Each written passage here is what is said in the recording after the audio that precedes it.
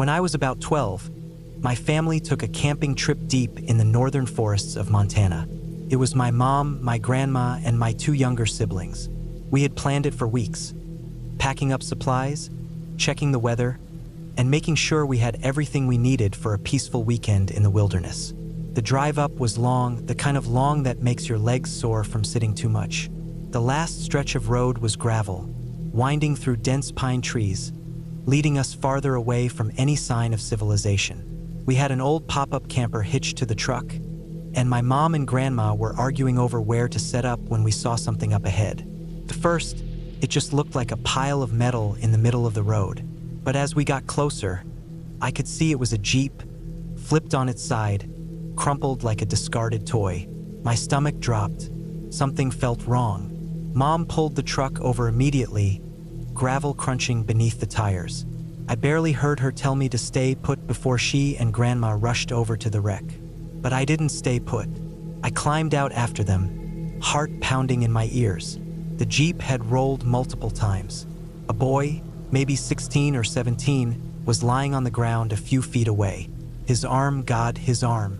It was torn open from the shoulder down, muscle hanging in loose ribbons, blood pooling in the dirt beneath him. His skin was the color of candle wax. His dog, some kind of golden retriever mix, hadn't made it. The body was partially pinned under the wreckage, motionless.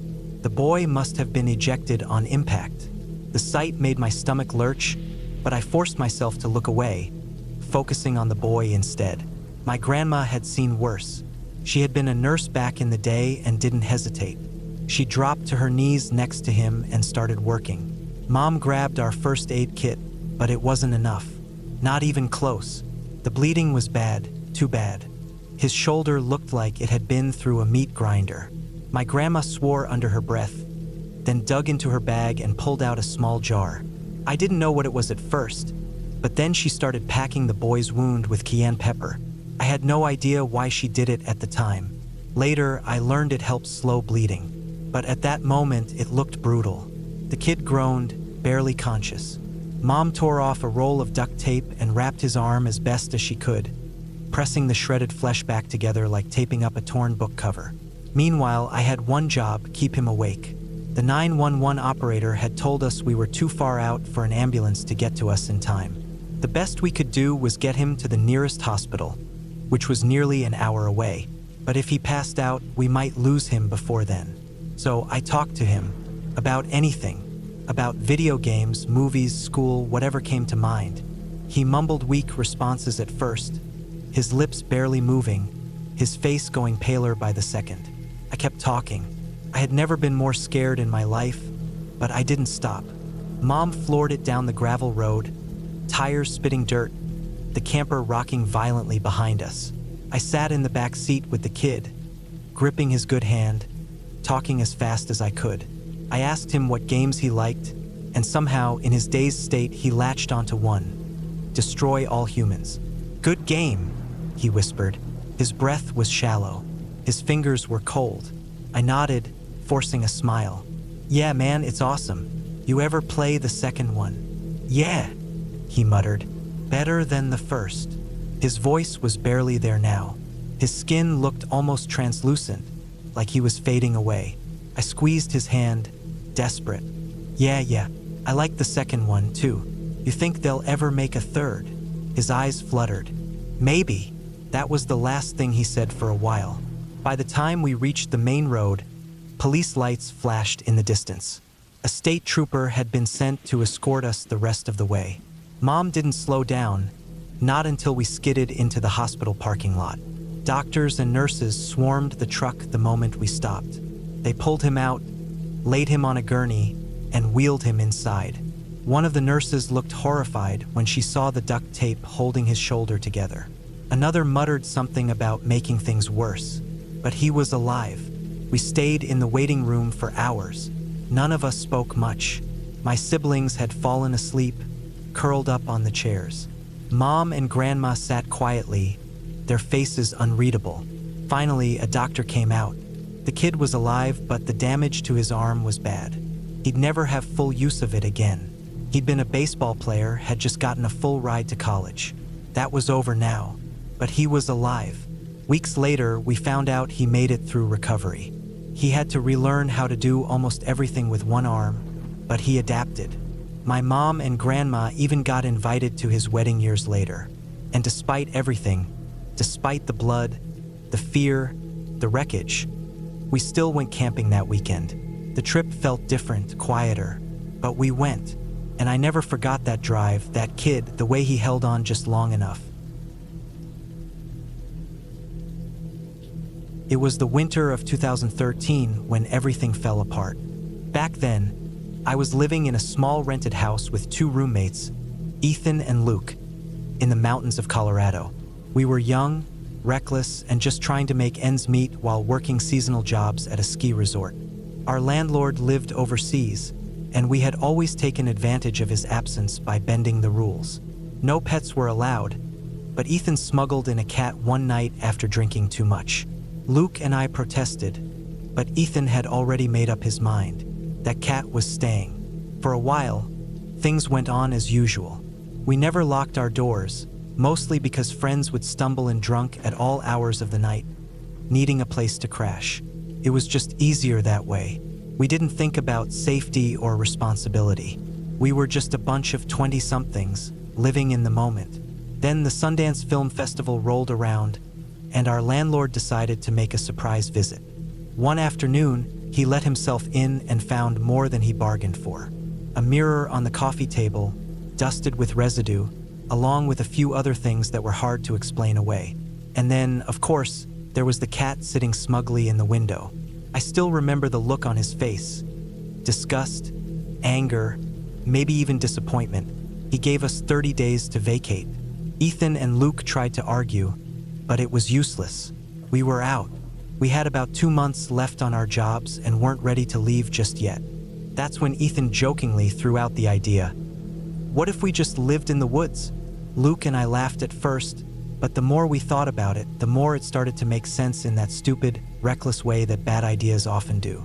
Rent was expensive, and we were already struggling to save money.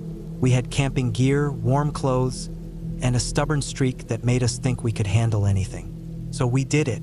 In the middle of February, we packed up our lives and moved into the forest. The first night was an adventure.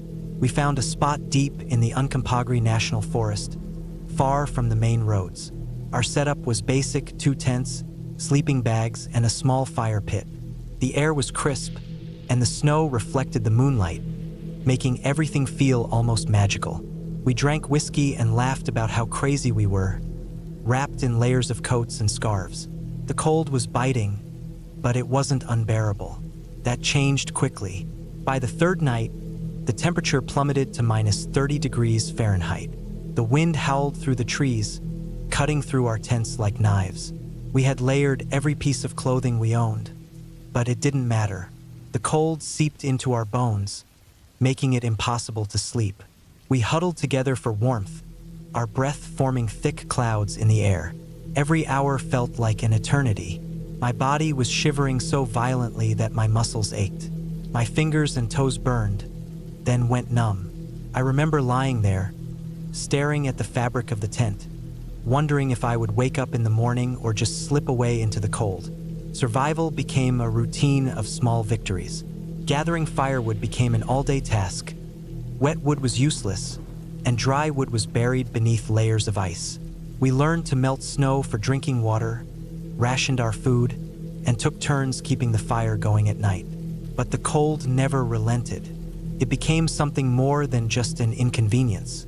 It was a force, something alive, pressing down on us, daring us to let our guard down. Then there were the animals. The first time we saw the tracks, we tried to convince ourselves they belonged to a dog. But deep down, we knew better. The paw prints were too big, the spacing too deliberate. A mountain lion had been circling our camp. At night, we would hear it, a low, guttural growl somewhere in the darkness. It was watching us, waiting. We started keeping a fire burning at all times, hoping it would be enough to keep it away. One night, Luke swore he saw something moving just beyond the tree line. We shone our flashlights into the dark, but the light barely cut through the blackness. I thought I saw the glint of eyes reflecting back at us, but it was gone in an instant. We spent the rest of the night wide awake, knives in our hands, listening to every crack of a branch, every whisper of the wind. The mountain lion wasn't the only thing out there. We woke up one morning to find our food storage ripped open, the contents strewn across the snow. Huge claw marks raked across the plastic containers. A bear, maybe, but it was too early in the season for them to be active. Whatever it was hungry. That realization sent a new kind of fear through me, one that made me wonder if we had made a terrible mistake. The days blurred together in a haze of exhaustion and frostbite. We were surviving, but just barely. My toes were constantly numb, my skin raw from the wind. The isolation started to weigh on us. Conversations became short, tempers flared easily. The stress of knowing that one wrong move, a missed fire, a ripped tent, a forgotten knife, could mean death was suffocating. The breaking point came on a night when the wind was so strong, it felt like the trees were screaming. The cold was unbearable, our bodies weak from weeks of malnutrition. That was the night I truly understood fear. Not the kind of fear that comes from ghosts or things that go bump in the night, but the kind that comes from knowing that nature does not care if you live or die. The kind that settles into your bones and whispers, "You are not supposed to be here." We made the decision the next morning. It was over. We packed what little we had left and hiked back to civilization. It took us almost an entire day to make it to the nearest road. When we finally flagged down a truck, the driver took one look at us and shook his head. We must have looked half dead. Looking back, I still don't know how we made it through those weeks. The scars from the cold lingered for months, some of them never fully fading. But the fear, that deep, primal fear, never left me. I've done a lot of reckless things in my life. I've put myself in danger more times than I can count. But nothing, not even crossing the ocean from Cuba in a boat barely held together, has ever terrified me the way that winter in the woods did.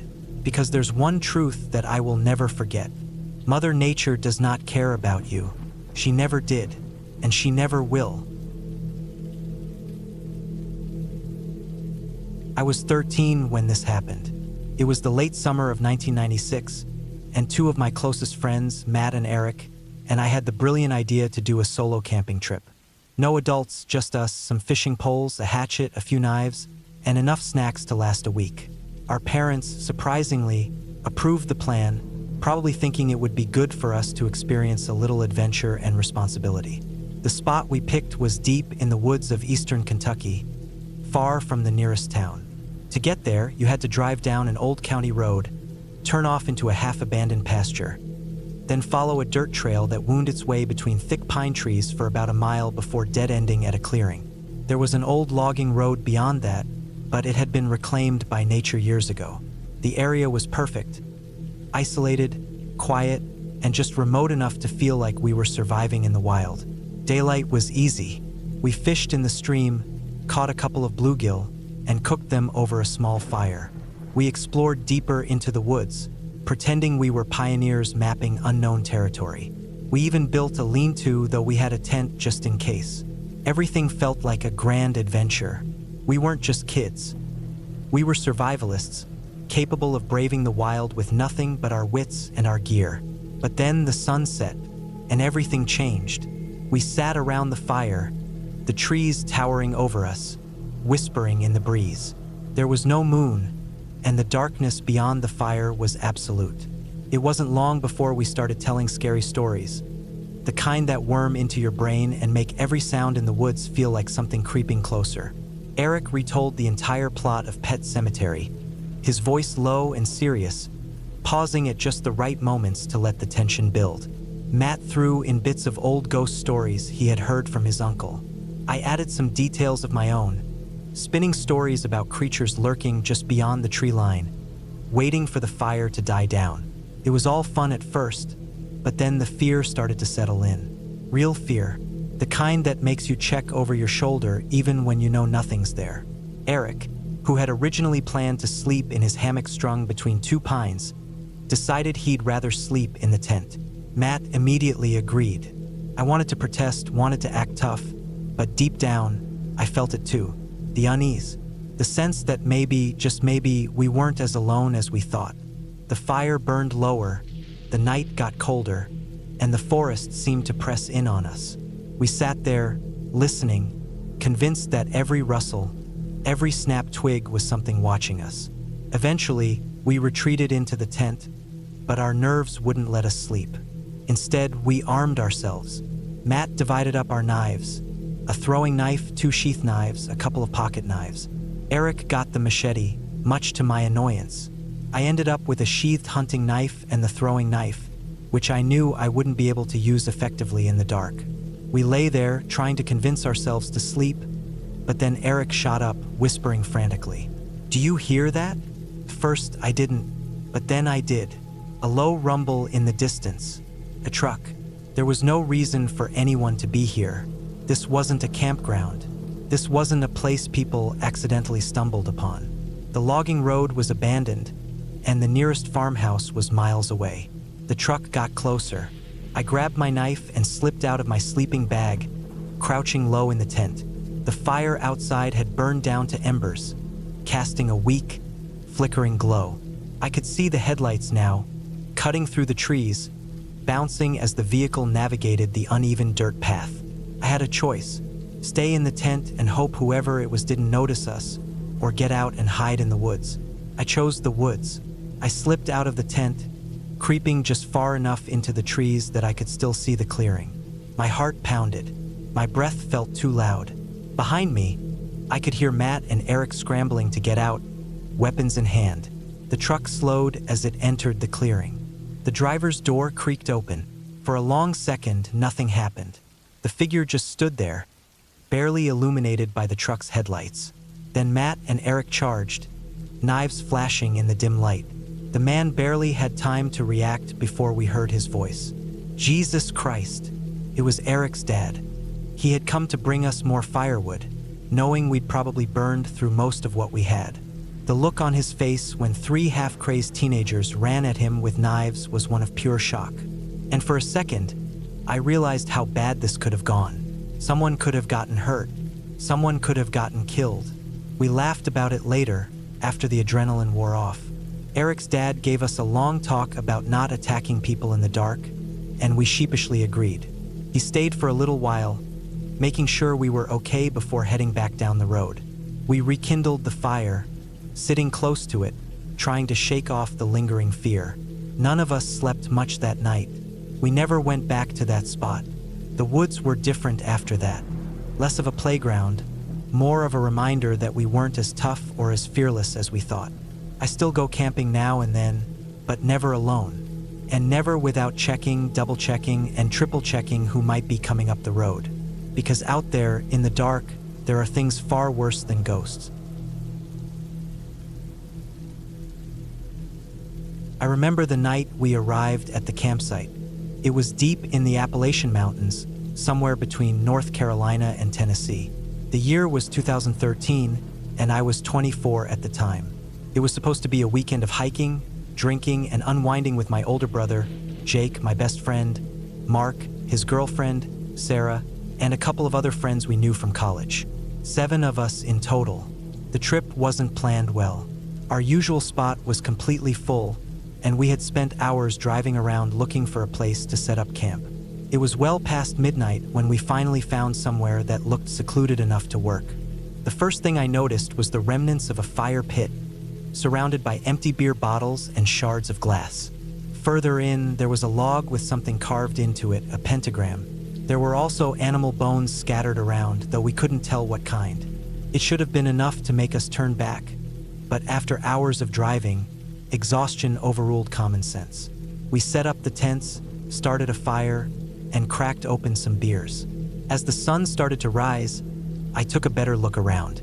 The area felt wrong, too quiet. No birds, no rustling leaves, just dead silence. The remnants of someone else's campfire were still fresh, like they had left in a hurry. That, combined with the pentagram and bones, had me on edge. I told myself it was just some idiot teenagers messing around. Nothing to worry about. By afternoon, we decided to take some shrooms. Mark had brought them from a guy he knew in Asheville. I had done psychedelics a few times before, but this time felt different. Something about the place made me hesitant. But the others were excited, so I went along with it. Just before the trip started kicking in, I heard sirens. A few minutes later, 2 sheriff's cars and an ambulance pulled up down the dirt road. We walked over to see what was happening. About 100 yards from our campsite, there were forensic markers scattered across the ground. They were investigating a crime scene. A fucking crime scene. The officers didn't say much, just told us to be careful and not to wander too far. That was it. No details, just a warning. The moment I got back to camp, the paranoia set in. The shrooms were strong, too strong. My perception of reality started to distort. The sky looked too wide. The trees felt like they were closing in, and the sounds of the forest, those non-existent sounds, became deafening. As the trip deepened, I became convinced we were being watched. I kept seeing movement in the trees, just beyond my vision. My thoughts spiraled. What if the people responsible for whatever happened at that crime scene were still out there? What if they knew we were here? What if they had watched us set up our tents, waiting for the right moment? The paranoia worsened when I noticed the group across from us. A few campsites away, there were 2 men sitting by their fire, staring at us. They weren't talking, weren't drinking, just sitting there watching. Maybe it was the shrooms, maybe not. Either way, I couldn't shake the feeling that something was seriously wrong. At some point, Mark and Jake left to explore the area. Then Sarah and the others disappeared into the woods, chasing whatever hallucinations they were experiencing. I was alone. I tried to move, but my body wouldn't respond. My mind kept replaying the crime scene. What if it had been another group of campers? People just like us? What if those men at the other site had something to do with it? I could feel their eyes on me. I was sure of it. The hours dragged on. Motorcycles roared down the nearby highway, their sounds morphing into something unnatural. Distant screams echoed through the trees, though I couldn't tell if they were real or just in my head. My sense of time had completely dissolved. I was trapped, unable to move, unable to think rationally. Then, just as the sun began to set, everyone came back. I was too shaken to speak. My mind was still drowning in paranoia. We sat around the fire in silence, the weight of the day pressing down on us. None of us spoke about the crime scene, the strange men, or the oppressive atmosphere. We just waited for morning. At first light, we packed up and left without a word. The drive back was quiet. None of us wanted to admit how terrifying the experience had been. When we finally reached town, I checked the news. There had been a murder near the campsite. A man's body was found mutilated, dumped just off the trail. The police had no suspects. We never went back. None of us spoke about it again. I don't know what happened out there, but I know one thing for sure. I will never camp in those mountains again.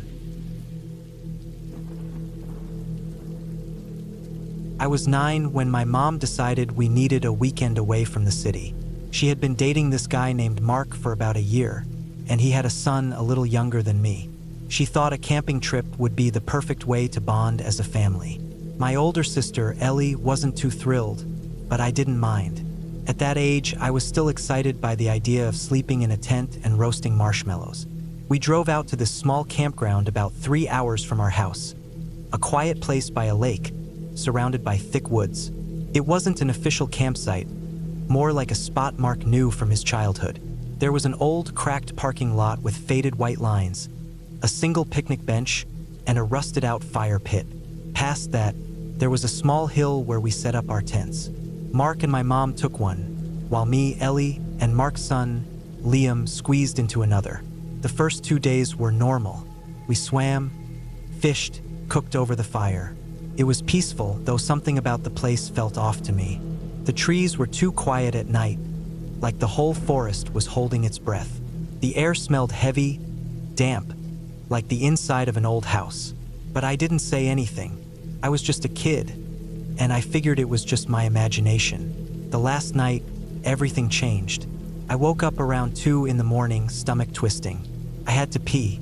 I tried to ignore it, curling tighter into my sleeping bag, but the pressure wouldn't go away. Finally, I unzipped the tent as quietly as I could and stepped outside. The night was cold, the air still. The fire had burned down to weak embers, casting a dull orange glow over the campsite. I was halfway to the bushes when I saw him. Across the empty parking lot, standing at the very edge where the pavement met the trees, was a man. He wasn't moving, just standing there, facing me. The firelight didn't reach him, and the moon was hidden behind thick clouds, so I couldn't see his face. But I knew he was looking at me. I could feel it. I froze. My mind jumped back to the car ride here, when I had made the mistake of watching the Weeping Angels episode of Doctor Who. My heart pounded so hard I could hear it in my ears. I kept my eyes locked on him, too scared to blink, too scared to breathe. Then he started walking. Not fast, slow, deliberate. Each step was unhurried, like he was enjoying this, like he knew I wouldn't run. I wanted to scream, but my voice was trapped in my throat.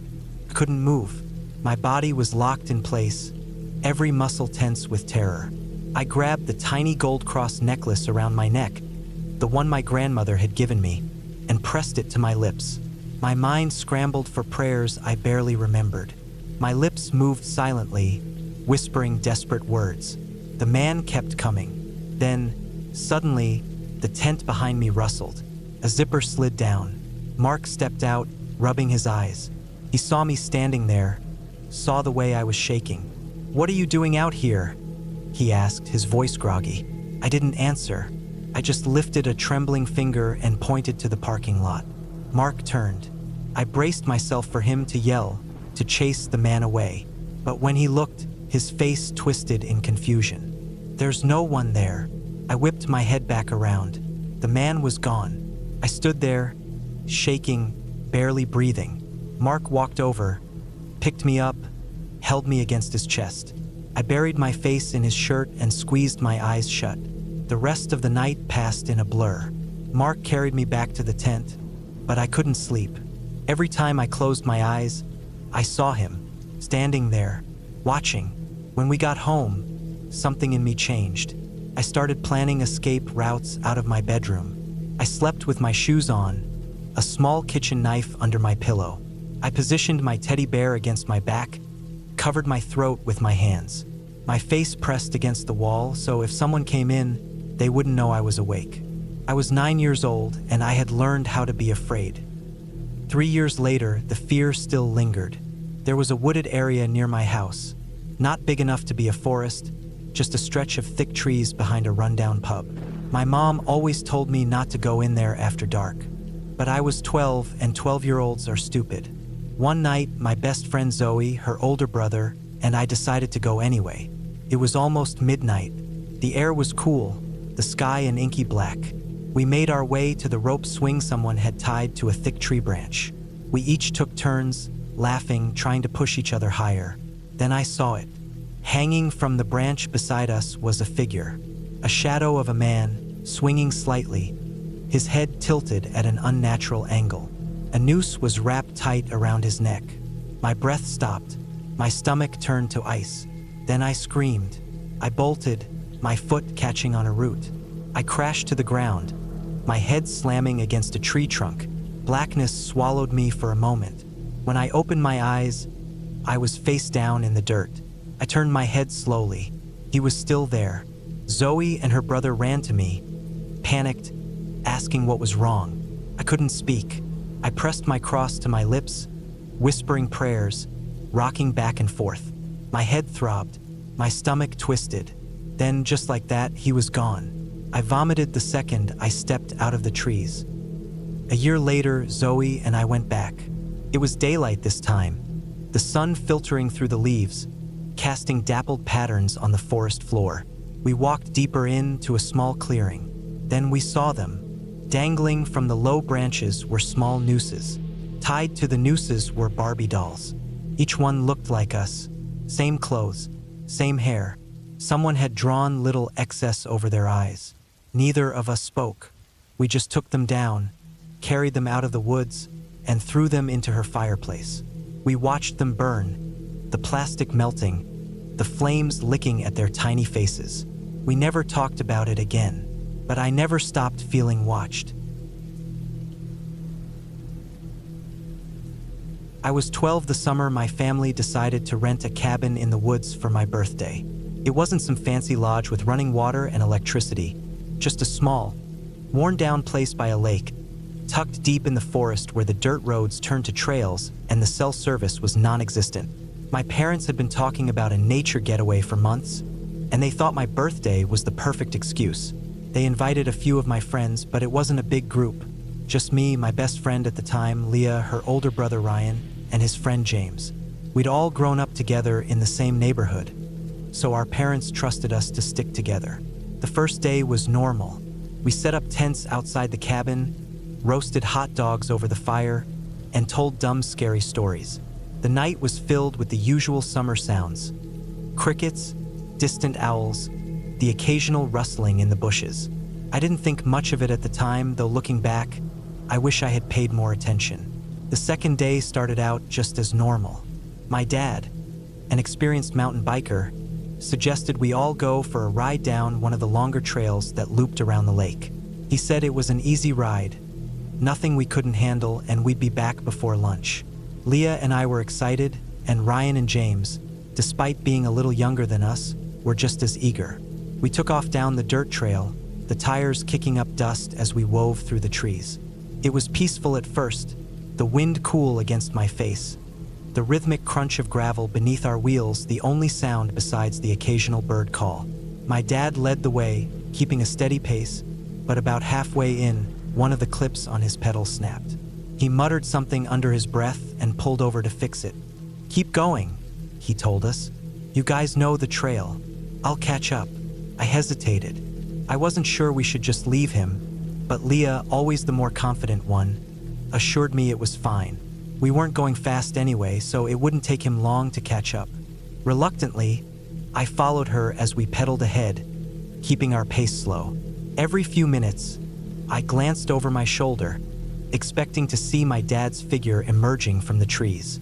But he didn't come. After what felt like forever, I finally heard a bike approaching behind us. I sighed in relief, but the moment I turned, my heart dropped. It wasn't him. Instead, we watched as a blur of movement shot past us, a figure on a bike moving fast, too fast. It was my dad. He didn't even look our way, just kept riding like he was sure we had gone ahead. The trail wasn't straight. It twisted and turned through the dense forest, and in his rush, he hadn't recognized us in time. Before we could yell for him, he hit a fork in the trail and took the left path without hesitation. We stopped dead in our tracks. "Which way did he go?" Ryan asked, squinting ahead. "The left," I said, my voice uncertain. "Right?" Leah chewed her lip. "I think so." We looked at each other. None of us were sure. The trees were thick, and the sunlight barely made it through the canopy, casting long shadows across the dirt. We had a decision to make, and in the heat of the moment, we chose at random. We took the right path. It didn't take long for us to realize our mistake. The path veered away from the lake, narrowing into something unfamiliar. The trees closed in, pressing against the edges of the trail. A few minutes later, we came to a stop at a shallow creek. The water trickled over smooth stones, its sound oddly loud in the quiet of the forest. We weren't on the right trail anymore, and we were alone. Panic settled in fast. "We need to go back," Leah said. But then, for some stupid reason, she and I made the worst decision of the day. We left Ryan and James at the creek.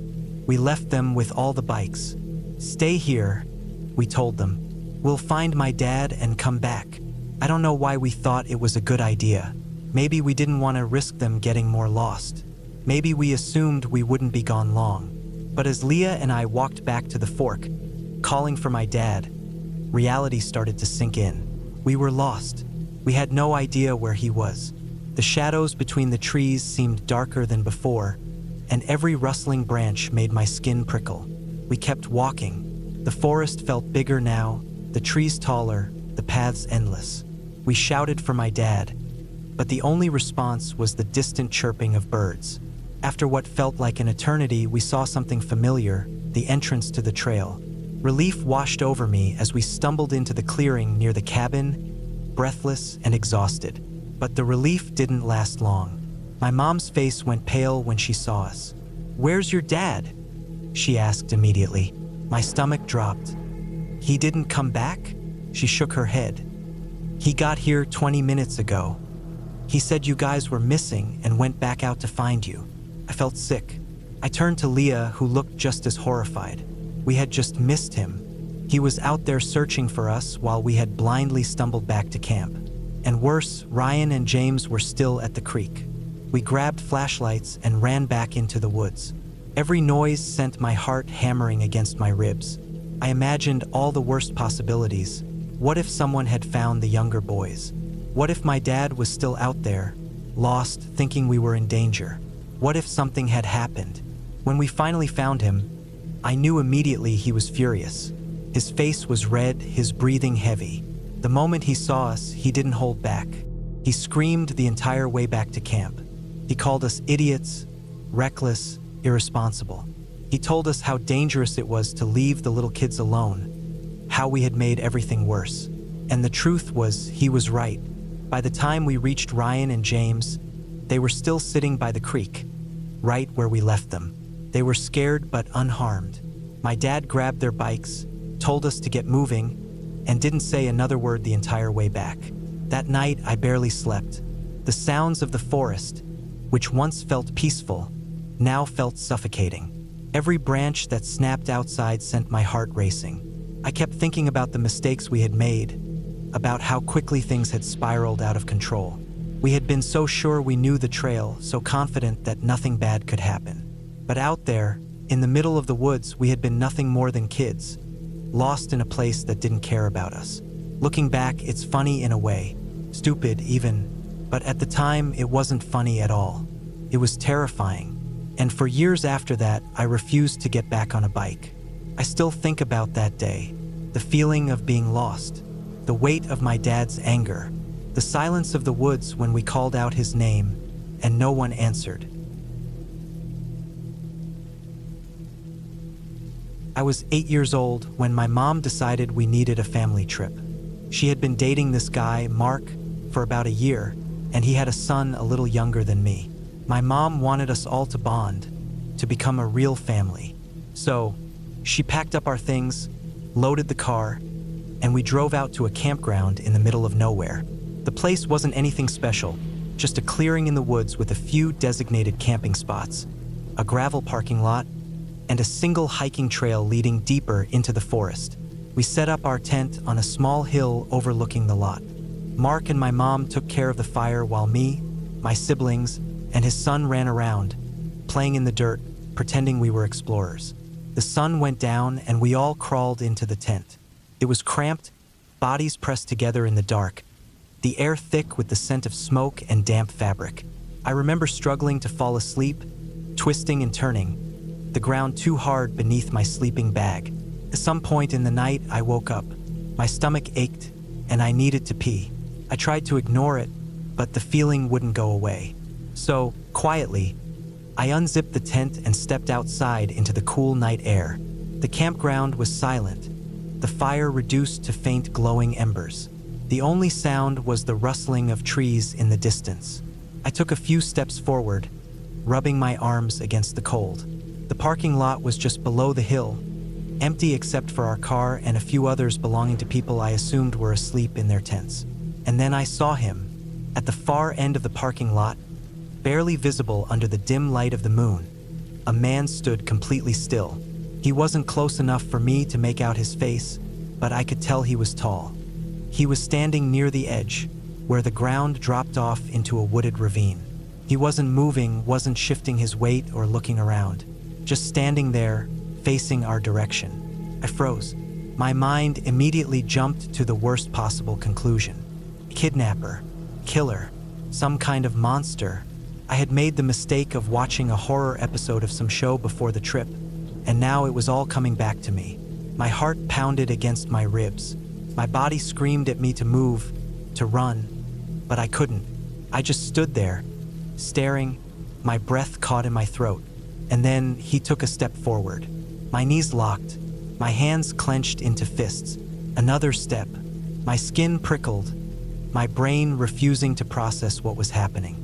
I wanted to scream, to run back into the tent, but I couldn't make a sound.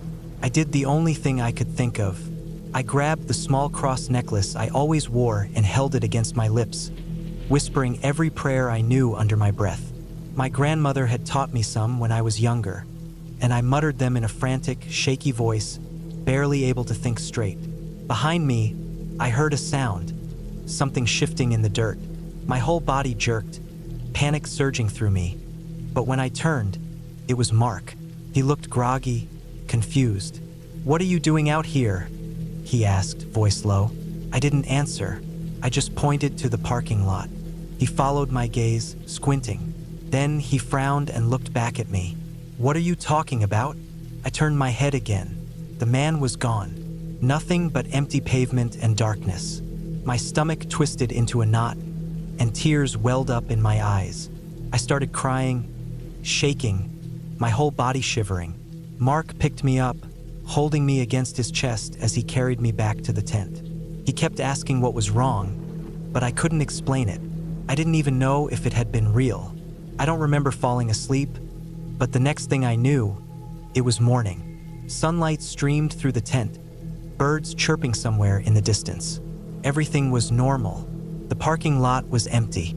No footprints, no signs that anyone had been standing there. I wanted to believe I had imagined it, that it was some half-dream brought on by exhaustion. But after that night, something changed in me. I started making escape plans in my head, figuring out ways to run if someone ever broke into our house. I slept with a knife under my pillow, my shoes still on. I tested myself, seeing if I could run on an injured leg, pushing my body past its limits. I told myself it was just to be safe, but deep down, I knew it was because of that night. I never told my mom, never told my siblings. Mark probably forgot about it, but I didn't. Even now, years later, I still think about that man. If he was real, if he was ever really there at all, or if somewhere out there he's still watching. It was the fall of 1998, and I had taken my girlfriend, Lisa, and my 8-year-old daughter, Emma, on a weekend camping trip deep in the Ozark National Forest. I had always loved the outdoors, and I wanted to pass that appreciation down to Emma. The leaves had turned shades of orange and red, and the air was crisp but not too cold, perfect camping weather. We had spent most of the day hiking and exploring, and as the sun dipped below the tree line, we set up camp near a small clearing. The fire was crackling, and the night was still, almost too still. No wind, no distant coyote howls, just the pop and hiss of the burning wood. Emma was roasting marshmallows while Lisa sat quietly beside me, sipping from her thermos. She never was the biggest fan of the deep woods, but she tolerated it for me. I was midway through telling Emma a ghost story when Lisa suddenly stiffened, her body going rigid. "Did you hear that?" she whispered, eyes locked on the tree line behind me. I turned my head slightly. Hear what? A second later, I heard it too. A soft rustling in the brush about 20 yards away. At first, I thought it was just the breeze shifting the leaves, but the longer I listened, the more deliberate it sounded. Something moving, watching. Then, the eyes appeared. Lisa let out a small gasp, dropping her thermos as she scrambled to her feet. The reflection from the fire caught something in the woods. 2 glowing yellow eyes, unblinking, staring directly at us. The moment Lisa saw them, she bolted for the car. Emma, confused, looked between us before following her mother's lead. I was left sitting there, flashlight in hand, staring back at whatever was watching us. I had been camping enough to know that wildlife was common. Probably just a raccoon, I told myself. Maybe a deer. "Hey, raccoon, I see you. Go away, dude," I called out, expecting it to scurry off. Nothing. The eyes just stared. I scuffed my boot against the gravel near the fire, creating a sudden burst of noise, something that should have startled any normal animal. Still nothing. Instead, the figure dropped lower to the ground, almost disappearing into the dirt. That's when I realized how big it was. Too big. My first thought was a mountain lion, but even then, something felt off. It didn't move like one. It didn't behave like any wild animal I'd ever encountered. A deer would have bolted by now. Predator would have at least flinched at my voice. This thing just watched, My flashlight beam hovered over it, trying to catch a clearer glimpse of its body. I could make out a tan coat, sleek but thick, blending too well into the environment. The head was held low, unnatural, as if it were studying me, waiting for something. Then, in one fluid motion, it stood up. Not like a deer, not like a cat. It moved with a quiet, precise grace, almost as if it had studied how to be silent. Every step was careful, calculated. It wasn't just wandering through the woods, it was stalking. My breath caught in my throat. I flicked the flashlight away for half a second to glance at the car. Lisa and Emma were inside, doors locked. When I turned back, it was gone. No sound, no movement, just gone. A chill ran down my spine. I scanned the tree line, my heart pounding so hard I could hear it in my ears. Nothing. For several minutes, I stayed there, frozen, waiting for something, anything to happen. But the woods remained silent, eerily so. Even the crickets had stopped chirping. I doused the fire, grabbed our gear, and threw everything into the trunk in record time. When I got into the car, Lisa's face was pale, her hands gripping Emma tightly in the back seat. "What was it?" she finally whispered. I shook my head. "I don't know." I started the car and pulled out of there fast, not bothering to look back. The entire drive home, my mind raced, trying to piece together what I had seen. It had the size of a deer but moved like a predator. It wasn't afraid. It had watched me, studied me. I thought about calling the local wildlife office, but what would I even say? That I saw something that shouldn't exist? I figured they'd brush me off as another city camper with an overactive imagination. For weeks, I scoured books, forums, anything I could find that might explain it. Nothing quite matched. To this day, I don't know what I saw in those woods. But I do know one thing. Something was out there, watching, waiting, and I'll never set foot in those woods again. We had done this trip before, more than once. Every other time it had gone smoothly, flawlessly even, but that night something went wrong. Not in a supernatural way, not in a storybook way, just in a real, terrifying human way. It was supposed to be a simple overnight camping trip. My husband, Mark, and I had planned everything down to the hour. We checked the tide charts. We packed light.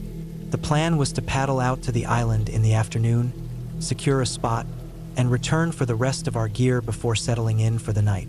The island was about 2 miles from the mainland, accessible only by kayak or boat. We had done this paddle plenty of times before. We weren't reckless. We weren't new to this, but we miscalculated the tide. I don't even know how we got it so wrong. Maybe the chart we looked at was outdated. Maybe we just made a dumb mistake. Whatever the reason, we were out on the water with no gear when the ocean turned on us. The tide shifted faster than we expected. The current pushed against us. The sun dropped behind the horizon like someone had flipped a switch. One moment we were paddling hard against the water, making little progress, and the next we were swallowed by darkness. I remember how quickly it got cold. The sun had been brutal that day, but once it disappeared, the warmth went with it. My arms were aching, burning from paddling so hard, but I didn't dare stop. The waves slapped against the kayak, and the wind picked up, making each stroke feel useless. I turned on my flashlight. The beam cut across the water, illuminating nothing. Just the black void of the ocean stretching endlessly in front of us. No land, no markers, nothing to orient ourselves. My stomach twisted. I felt so small out there, like a tiny speck lost in an abyss. My breath started coming faster, and I realized I was whimpering without meaning to. Mark tensed beside me. I could feel the panic radiating off him, but he kept paddling. That was the only thing we could do, keep moving. I don't know how long we fought the current. Could have been minutes, could have been hours. Time didn't make sense anymore. My arms were jelly, my fingers stiff and useless from gripping the paddle so hard. My legs were cramping from staying locked in the same position. Then somehow we hit sand. I didn't even realize we were close to shore until I felt the kayak lurch forward, scraping against something solid. We were back on the island. Not where we had planned to land, but land nonetheless. We dragged the kayak up as far as we could, stumbling through the dark. The wind had died down, but the silence felt heavier than it should have. The ocean, so loud out on the water, seemed muffled now, like the night had swallowed the sound. We had nothing but the clothes on our backs, the kayak, and a single flashlight. No tent, no food, no extra layers. The bugs found us immediately. The moment we stopped moving, they descended, biting and buzzing, crawling into every inch of exposed skin. Mark flipped the kayak on its side, and we squeezed underneath it, pressing against the damp sand. It offered some protection, but not much. The bugs still got to us. The cold still seeped in. Every sound made my heart hammer in my chest. A branch snapping somewhere in the distance, the distant rush of waves, the occasional unidentifiable rustling in the underbrush. We didn't speak. There was nothing to say. The night stretched on forever. I didn't sleep. I don't think Mark did either. We just lay there, staring at the underside of the kayak, waiting for morning. When the sky finally started to lighten, it didn't feel real, like I had imagined the whole thing, like I was still floating out there in the dark, lost in the tide. But the sun rose, and the tide shifted in our favor. The moment we felt the water was right, we paddled back to the mainland. It was effortless compared to the night before. The current carried us instead of fighting us. The shore came into view quickly. When we finally stepped onto solid ground, I expected relief. Instead, I felt hollow. I was exhausted, covered in bug bites, stiff from the cold, but more than anything, I was shaken. We had done this trip before. We have done it since. And every other time it has gone flawlessly. But that one night, that one small mistake, could have ended differently. And that's what lingers. Not ghosts, not monsters, just the knowledge that sometimes nature doesn't care how experienced you are. Sometimes all it takes is one mistake, and you're nothing but a speck in the dark, hoping the ocean decides to let you go. Hi, I am James. If you're familiar with creepy stories, then you might have heard of the name Skinwalker. This story is based on one such event. This happened over 20 years ago, but I still have nightmares about it. At the time, I was 12 years old. My family had decided to go on a camping trip deep in the woods of Montana. My dad, Robert, was a rugged man, always seeking adventure. My mother, Linda, was more cautious, but she loved seeing us kids happy. I was the middle child with an older brother, Mark, who was 16, and a little sister, Emily, who was 8. Mark and I had always been fascinated with horror stories, especially those about skinwalkers and wendigos. We would stay up late watching videos, reading stories, and scaring each other with what-ifs. So when our parents asked where we wanted to camp, Mark and I eagerly suggested a secluded forest area we had heard rumors about, a place known for strange disappearances. Our parents, not being superstitious, agreed. We packed our things and left early in the morning, driving for hours before finally reaching a clearing near the woods. The forest was dense, and something about it felt off. Even though it was midday, the air felt strangely cold, and an eerie silence hung over everything. We set up camp near a small stream, with my parents taking one tent and us kids sharing another, which was surprisingly larger than theirs. That afternoon, Mark and I decided to explore the forest. The deeper we went, the more unsettling it became. There were no birds chirping, no rustling leaves, just complete stillness. Then we stumbled upon something that sent shivers down my spine. A deer carcass. Its skin was stripped away, and the remains were half-eaten. Flies buzzed around it, and the stench of decay was overwhelming. Mark, always the horror enthusiast, started theorizing about what could have done this. A bear? A wolf? Or something else? I was uneasy, constantly checking my watch. Our parents would be looking for us soon, and we had left Emily sleeping alone in the tent. We rushed back to the campsite and helped set up a fire. The sun had started to dip below the horizon, and the forest around us seemed to grow darker by the second. As we sat around the fire, my dad decided to share a local legend. He told us about an old woman accused of practicing dark magic. The townspeople, believing she was responsible for several mysterious deaths, had executed her deep in the forest. But before she died, she cursed the land. They say that ever since, strange creatures have roamed these woods, taking the form of animals and even humans. That night, as we settled into our tent, Mark and I resumed our usual habit, watching horror videos on his phone. This time, it was about skinwalkers. I felt my eyelids getting heavy, the exhaustion from the day's hike setting in. I drifted off to sleep while Mark continued watching. Then, at around 3:15 a.m., I woke up to a sudden movement beside me.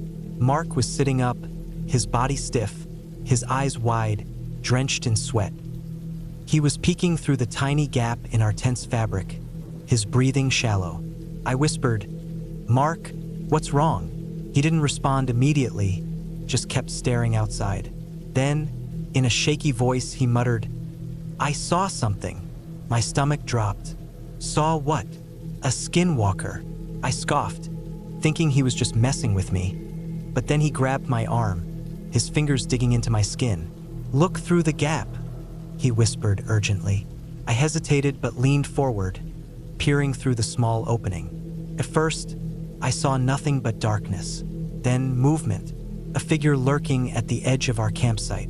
It was tall, unnaturally thin, its limbs elongated. Its skin was a sickly pale color, stretched tightly over its bones. And then it turned its head towards us, its eyes empty, soulless, and glowing faintly, locked onto mine. My entire body froze, my breath caught in my throat. Then, in an instant, it sprinted towards our tent. I gasped, ready to scream, but Mark clamped his hand over my mouth. "Be quiet," he whispered. The creature stopped just a few feet from our tent. I could hear its raspy breathing, feel its presence looming outside. Every second felt like an eternity. Then, suddenly, Mark grabbed his phone and whispered, "I'm going out to get a picture." I stared at him in disbelief. "Are you insane? It'll kill you." But he didn't listen. Before I could stop him, he unzipped the tent and slipped out. I was paralyzed with fear, my body refusing to move. I grabbed my phone and tried calling him, but it went straight to voicemail. Minutes passed, then an hour. My heart pounded in my chest. Finally, I gathered the courage to step outside. The fire had died down. The woods were eerily silent. I called out his name, but only my own echo answered me. Then I saw it, his phone, lying on the ground, covered in blood. My hands trembled as I picked it up. The screen was cracked, but it was still recording. I played the video. It was shaky, showing Mark running through the woods. Then he stopped, panting heavily, turning the camera towards something. There it was, a clear, horrifying image of the creature. It stood just a few feet away from him, its head tilted unnaturally, its mouth slowly opening, revealing jagged teeth. Then Mark screamed. The camera shook violently, the image blurring as he ran. And then darkness. The video ended. The next morning, I told my parents everything. They called the police. A search party was formed, but all they found were his shoes and jacket, torn and bloodied. There was no trace of his body. For years, I blamed myself for not stopping him. If I had held him back, if I had been braver, maybe he would still be here. Even now, at 32 years old, I wake up in cold sweats, reliving that night. I still see his face in my dreams. I still hear his screams. And sometimes, late at night, when the world is quiet, I swear I can hear something breathing outside my window. I'm gonna start off by saying I hate the woods. Camping ain't my idea of fun, and I don't see how anybody enjoys it. I'm a big guy, 6 feet 2 inches, 200 pounds on a good day. But something about the backwoods don't sit right with me. Always been that way ever since I was a kid. I've had an extra layer of paranoia built into me, and I don't ignore it. I trust my instincts because 9 times out of 10, they're right. This was back in 2017, right before my 21st birthday. My best friend, who I'll call D, was all about the outdoors. He and his fiancée, Mo, were both born and raised in the backwoods of Tennessee. Me, I grew up in the city. I was used to hearing gunshots at night, sirens, and people yelling down the block. That was normal. But the woods? That's a whole different ballgame. The silence is too loud, if that makes sense.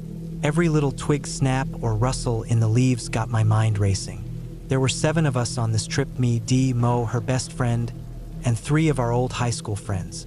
We'd all stayed pretty close after school, still hanging out every now and then. Dee was the one who planned the trip, said he knew a perfect secluded spot a few miles out. We drove for what felt like forever before parking off a dirt road. From there, we hiked about half a mile into the woods until we found a wide, flat clearing, maybe 200 feet across. That's where we set up camp. The moment we got there, I was on high alert. My gut was telling me this was a bad idea, but I played it cool. I didn't want to be that guy ruining the trip before it even started. The sun was still up, and we spent the first couple of hours setting up the tents, gathering firewood, and cracking jokes. It was all good, at least for them.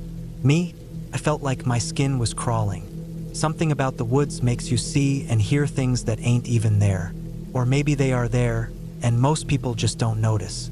After everything was set up, me, Dee, and his godbrother, Nate, decided to take a walk deeper into the woods. Just chilling, reminiscing, talking about old times. We were all naturally goofy, cracking jokes the whole way, but I wasn't really feeling it. My senses were on overdrive. Every shadow felt like it was moving. Every little sound made me look over my shoulder. Dee and Nate were calm, like this was nothing to them. They'd spent their whole lives in the woods, so I guess they were used to it. But me, I felt like something was watching us. We walked for about 20 minutes before turning back. By the time we got to camp, the fire was going, and everyone was sitting around, snacking and drinking. I tried to relax, but my paranoia wouldn't let me. I kept making dark jokes, trying to laugh it off, but I couldn't shake the feeling of being watched. Now, here's where shit got weird. I wear glasses at night, but sometimes I don't because lights get too overwhelming through them. That night, I had them on. I happened to glance to my left, and about 100, maybe 120 feet away, I saw something. A silhouette. It was massive, had to be at least 9 or 10 feet tall, built like a damn tank. The closest thing I could compare it to was Prime Shack, but even Shack would have looked small next to this thing. I froze. My stomach dropped. I looked back at the fire for just a second, just a damn second, and when I looked back, it was gone. I didn't say a word. My heart was pounding. My body was screaming at me to get up and leave, but I sat there, gripping my Glock and keeping my Arkansas close. I didn't know what the hell I saw, and I wasn't about to start panicking in front of everybody. They were all relaxed, laughing, completely unaware. The rest of the night was uneventful, at least for them. I barely slept. Every little sound had me gripping my gun. Every time the fire flickered, I thought I saw movement just outside the light, but nothing happened. Morning came and I was exhausted, but I played it off like I was fine. We packed up, hiked back to the cars, and left. I never told them what I saw. To this day, I still haven't. But every time Dee mentions another camping trip, I shut it down quick. Make up an excuse, change the subject, whatever I gotta do. Because I know what I saw out there, and I sure as hell ain't going back. The first time I saw them, I already knew it was going to be a long weekend. For guys probably in their early 20s, pulling up in a beat-up sedan that looked like it had been through at least 3 lifetimes. We were out here in the woods, deep enough that the only people around were the ones who actually wanted to be, and yet somehow these 4 had managed to show up as if they had just stumbled onto the campsite by accident. They had almost nothing with them. A single tent, too small for 4 people, a plastic folding table, and a cooler that I later found out was mostly full of alcohol and what I'm pretty sure were illegal substances. No chairs, no stove, no food that wasn't meant to be eaten straight from the package. I watched from my own sight, just a few yards away, as they fumbled with their tent, arguing about which pole went where. I could hear every word. It was like they had no concept of volume control. Bro, this isn't the right piece. Dude, just shove it in there. I swear to God, if you break it, we're sleeping in the car. Within an hour, The tent was barely standing, sagging in the middle like a deflated balloon. They didn't seem to care. Instead, they set up their table and immediately started passing around a bottle of something clear. By nightfall, they were deep into whatever substances they'd brought, voices carrying through the trees as they talked about nothing but drugs and parties. It was kind of amusing at first, in the way watching a slow-motion train wreck is amusing. But as the night stretched on, the amusement wore off. They were loud, really loud, and they didn't shut up. Midnight came and went, then 2 in the morning, and they were still at it. I could hear them laughing, snorting, talking about some guy they knew who had gotten kicked out of a music festival for trying to climb onto the stage. By the time I finally managed to fall asleep, the sun was already creeping up through the trees. The next morning, they looked like hell. One of them had passed out half on the table, his cheek pressed against the plastic. Another was lying on the ground outside the tent, face down in the dirt. The other 2 were nowhere to be seen. My girlfriend and I made breakfast, trying to ignore the mess next door. It wasn't easy. Their sight looked like a tornado had ripped through it. Empty bottles, discarded clothes, a bag of chips spilling onto the ground. One of them finally stirred, lifting his head and squinting at the sunlight like it was personally attacking him. He didn't say anything, just groaned and rolled onto his back. I figured they'd sleep until noon, but a little before lunchtime, one of them stumbled back into camp. He was wrecked, eyes barely open, swaying on his feet like the ground was moving beneath him. He didn't say anything, just collapsed onto the nearest log. I wasn't sure he even realized we were there until I passed him a bottle of Gatorade. He took it, staring at it like he wasn't quite sure what to do with it. "Drink," I told him. He did, slowly. Then I passed him a plate of food. He barely ate, but at least he managed to get something down before he passed out again. By the time Sunday rolled around, they had managed to piss off everyone within a 100-yard radius. I wasn't surprised. Every conversation I overheard was about one of them screwing something up, spilling beer on someone's tent, knocking over a neighbor's cooking setup, getting into an argument with a random camper over a missing bottle of whiskey. It was almost impressive, the way they alienated everyone they came into contact with. That night, they talked about leaving early. "We'll get up before sunrise," one of them said. "Beat traffic." Yeah, totally. Of course, they didn't. Instead, they stayed up doing what they did best, getting high and making noise. At some point, I walked over and reminded them about my canopy. One of them, midline of something, assured me they'd return it in the morning. They didn't. Their alarm went off at dawn. I say their alarm, but it was more like an air raid siren. Loud, obnoxious, and completely ignored by everyone in their tent. It blared for a solid 30 minutes before someone, probably a pissed-off neighbor, finally shut it off for them. By then, we had already packed up most of our site. I went over to their tent, knocked on the frame. No response. I unzipped it. The smell hit me like a punch to the face. Sweat, alcohol, stale smoke, something sour I didn't want to identify. They were all sprawled out on the ground, a tangle of limbs and crumpled blankets. I stepped over them and grabbed my canopy. By the time they finally emerged, the sun was high, and most of the other campers had already left. They packed in a daze, moving slow, barely speaking. I gave them some water. One of them looked at me, genuinely confused. "Why have you been so nice to us?" he asked. I just shrugged. "It's easier when you're not a dick to everyone." He blinked like the concept had never occurred to him before. They left a few minutes later, cramming their mess of gear into the car. The folding table didn't fit, so I took it. It's in my garage now. I use it all the time. The heat was unbearable that day. It must have been over 100 degrees, and the sun showed no mercy. The air was thick, unmoving. Every breath felt like breathing in fire, the kind of heat that made your skin feel like it was roasting under the relentless sun. I was part of a group of about 15, maybe 20 people. We had come up to this campsite just outside of a small town, about an hour from the nearest city.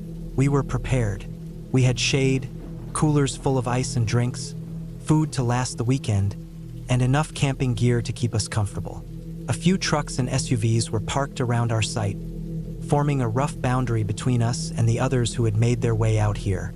The site directly behind us was occupied by a group of 4 young guys, probably no older than 19 or 20. They had arrived in a small, beat-up sedan, and from the moment they pulled up, something felt off. They had almost nothing with them. A single small cooler, no chairs, no tent, no canopy, no sleeping bags, nothing. At first, I thought they were just waiting for someone else to show up with the rest of their gear. But as time passed, it became clear they had no plan. They just sat there on the ground, trying to find whatever shade their car provided, which wasn't much. The blacktop of the dirt road was so hot it felt like it could burn through the soles of your shoes. I watched them from a distance as they took turns sitting with their backs against the car, desperate to escape the sun.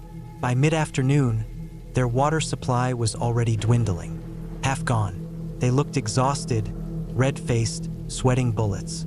One of the guys kept rubbing his temples like he had a splitting headache. Another just stared out at the horizon, blinking slowly, looking dazed. I've seen heat exhaustion before, and they weren't far from it. One of our guys had an extra Easy Up and decided to let them borrow it for the afternoon. It was the least we could do. I don't know what they were thinking, coming out here with nothing. Maybe they assumed it would be cooler. Maybe they thought they'd just sleep in their car. Whatever the reason, they were completely unprepared. Later, some of the people in our group gave them directions to the nearest Walmart, about 40 minutes away. They needed to go before it got dark. If they didn't, they wouldn't last the night. As the sun started to dip, the campsite cooled down. We started our fire, cooked some food, and relaxed. The 4 guys were gone by then, hopefully getting what they needed. The air finally had some relief, a light breeze kicking up the dust. I remember feeling the shift in the night, the way the atmosphere changed once the sun was gone. Something about that campsite, something about those guys, it didn't sit right with me. They came back late, headlights bouncing over the uneven dirt road. They had picked up an air mattress and another Easy Up, so at least they had something. But something about them was different.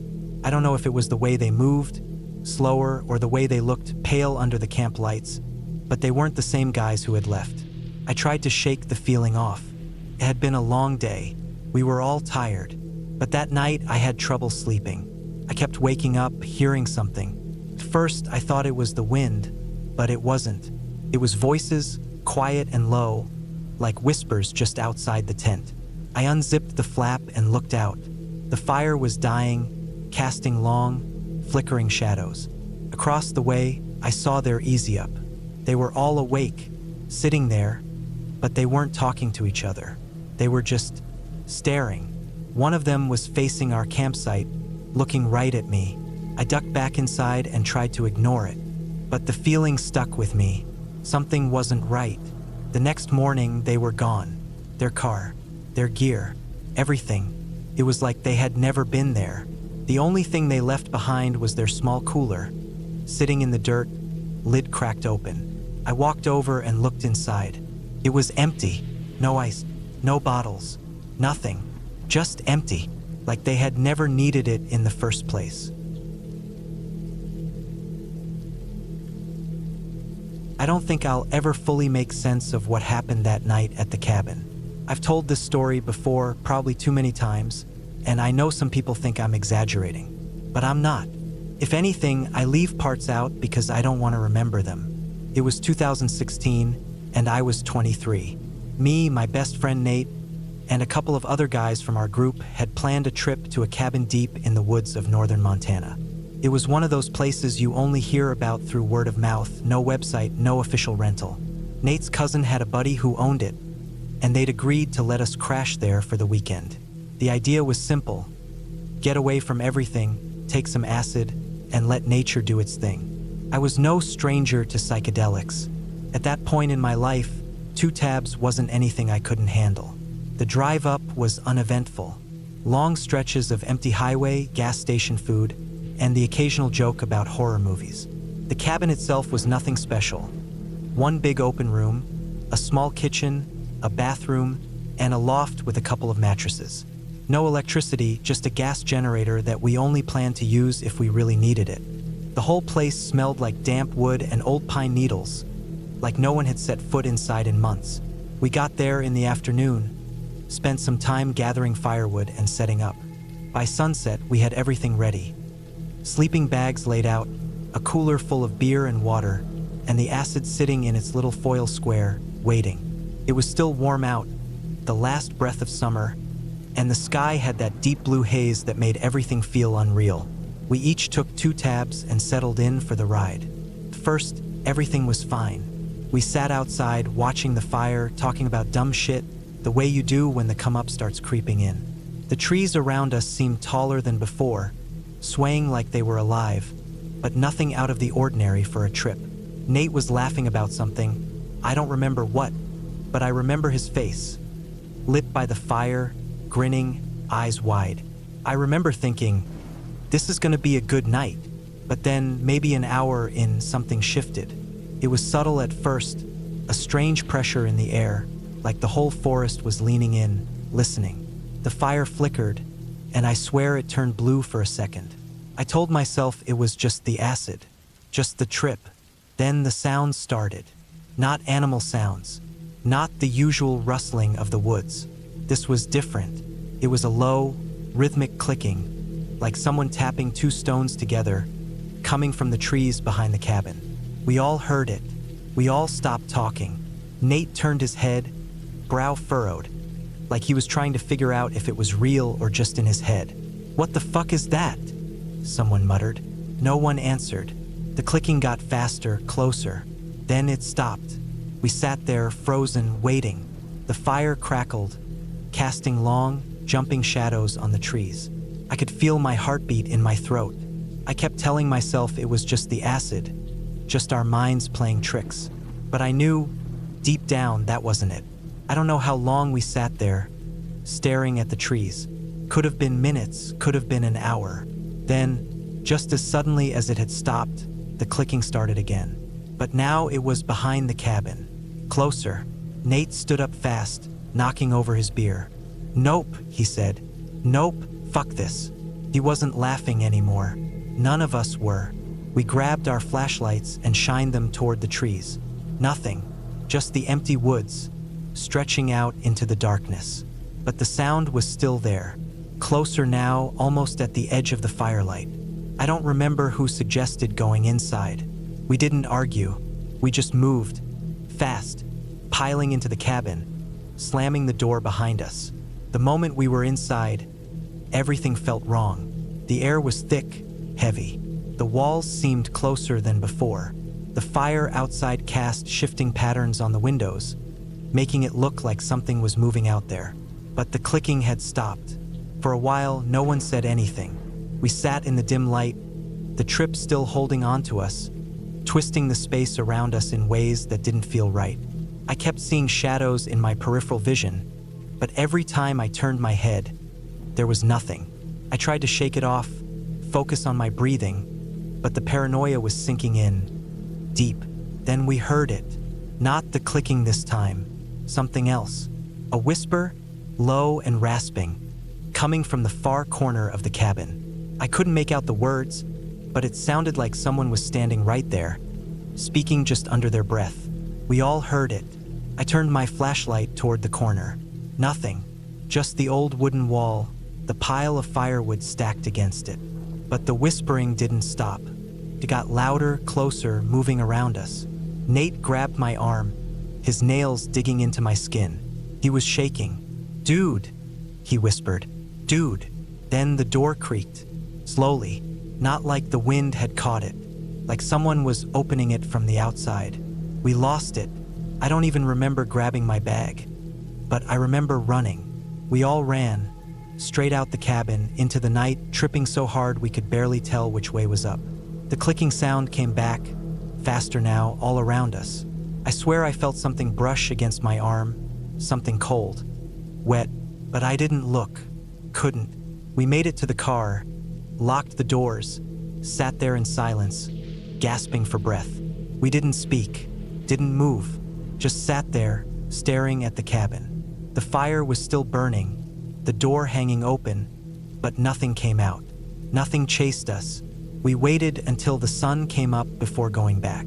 The door was still open. Everything was exactly how we left it, but the firewood in the corner, the spot where we heard the whispering, was gone. Not scattered, not moved, just gone. We packed up and left without saying a word. No one ever talked about it after that, not really. But I know they remember. I know because sometimes late at night when I close my eyes, I still hear the clicking. Camping in the wilderness always sounded like a good idea. The open sky, the scent of pine in the air, the quiet. It was supposed to be an escape from the chaos of city life, a break from the endless notifications, the emails, the traffic. It wasn't supposed to be something I'd still be trying to forget years later. It was 2019, early summer. My group of friends and I had planned this trip months in advance. There were 6 of us. Me, Josh, Sarah, Kim, and 2 of Josh's friends, Adam and Mike, who I didn't know well. We had all taken time off work, packed up our gear, and set out for a 3-day camping trip in the mountains, about 4 hours from home. The plan was simple: set up camp near a lake, hike, fish, drink, and just relax. But the second we arrived at the entrance to the campground, things started going wrong. The weather had been unpredictable all week, and by the time we reached the check-in station, the rangers informed us that high winds had forced them to delay the opening of the campground. Trees had fallen, roads were blocked, and it was simply unsafe. They told us we could wait, but there were no guarantees. We weren't the only ones who had taken the chance. Dozens of cars had already lined up at a nearby parking lot, people huddling around their vehicles, waiting for any sign that they'd be let in. We had driven 4 hours to get here, and none of us wanted to turn around just yet. So we waited. By midnight, rumors started spreading. Some people were saying the rangers had finally opened the gates, that we could start heading in. Whether it was true or not didn't matter. Within minutes, cars started moving. It was slow at first, but then more and more vehicles pulled out of the lot and onto the winding road that led into the park. It should have taken maybe 10 minutes to reach the campground from where we were. It ended up taking us 7 hours. 7 hours of bumper-to-bumper traffic, inching forward in complete darkness, barely moving more than a few feet every 10 minutes. We couldn't turn around. There were cars behind us, cars in front of us. We were stuck. By the time we finally reached our campsite, it was just after 7 a.m. I had been awake for well over 24 hours at that point. So had Sarah, who had been in my car. We were exhausted, running on nothing but cheap gas station coffee and sheer determination. We pitched our tents as fast as we could, not even caring about getting everything perfect. All we wanted was sleep, but sleep didn't come easy. I don't know if it was the exhaustion or something else, but the moment I closed my eyes, I felt off, like my body was sinking too deep into the sleeping bag, like the air around me had thickened. The wind outside was still howling, making the trees creak and groan. Every time I started to drift off, I'd hear something. A twig snapping, leaves rustling, just enough to jolt me back awake. By the time Friday afternoon rolled around, I had barely gotten 3 hours of broken sleep. The rest of our group arrived, cheerful and well-rested after having come in later that morning. They were ready to start drinking, playing music, and enjoying the trip. I was just trying to function, but things kept feeling wrong. The first thing I noticed was the silence. The wind had finally died down by midday, but even then, the forest was too quiet. No birds, no insects, just an eerie stillness that felt unnatural. It wasn't something I could explain at the time. It was just a feeling. The second thing was the smell. It started that evening while we were gathered around the fire, cooking hot dogs and drinking beer. A foul, rancid stench drifted through the air, something rotten and sour. "What the hell is that?" Adam had asked, wrinkling his nose. We all smelled it. It was strong, overwhelming. It smelled like something had died nearby, something big. But the thing was, the wind wasn't blowing anymore. Scents don't just come and go like that without wind. "Probably a dead deer or something," Mike said with a shrug. "We're in the woods. It happens. None of us argued. What else could we say? We tried to ignore it, but the smell lingered for hours, vanishing and then returning at random. It made eating impossible. The beer didn't taste as good. The fire felt less comforting. That night, I barely slept again. I kept hearing things outside the tent. Soft footsteps, something moving through the brush. But whenever I unzipped the flap and shone my flashlight outside, there was nothing there. Just empty woods. The next morning, we woke up to find our campsite in disarray. Nothing major, just small things. Coolers slightly moved, chairs tipped over, our firewood scattered. Could have been an animal. Raccoons, maybe, but it didn't feel like that. Raccoons don't move things so deliberately. The smell returned that evening, worse than before. This time, it was strong enough to make me gag. I walked away from the campsite, following it, trying to find the source. I didn't have to go far. About 50 yards into the trees, I found it. A deer, or at least what was left of one. It had been torn apart. Its ribs jutted out from its body, its insides a mess of dark, coagulated blood. But that wasn't the worst part. The worst part was the way it had been arranged. The legs had been bent at unnatural angles, splayed outward. The head had been turned completely backward, and its eyes had been taken. Hollow sockets stared back at me, empty and dark. I turned and ran. I don't think I've ever run so fast in my life. I didn't tell the others what I saw. Couldn't. What would I even say? That something in these woods was doing things that no animal should be able to do. That something was watching us. That we weren't alone. That night was the worst. None of us slept. We didn't even try. The sounds outside the tents were different now. Louder, closer, footsteps circling our tents, twigs snapping under heavy weight. The smell was everywhere, suffocating. At some point, something brushed against my tent. Not just once, again and again. Slow, deliberate, a drag like fingers running along the fabric. The moment the sun rose, we packed up and left. We didn't talk about it. We didn't look back. We just got in our cars and drove. I haven't been camping since. The year was 2017. My friends and I had been planning this trip for months, maybe even longer. We were finally heading out to the biggest music festival of our lives, and we were doing it the right way, camping on site. It was supposed to be an experience like no other. 3 full days of music, partying, and memories that would last a lifetime. Our group was 6 people deep, split between 3 cars. We arrived early Thursday afternoon to secure a good spot and start setting up. The sun was relentless, beating down on us as we pitched our tents, set up canopies, and arranged our little area to be as comfortable as possible. The air was thick with excitement. Everywhere you looked, there were people laughing, drinking, blasting music, and already getting into the festival spirit. As we worked, I noticed our neighbors rolling in.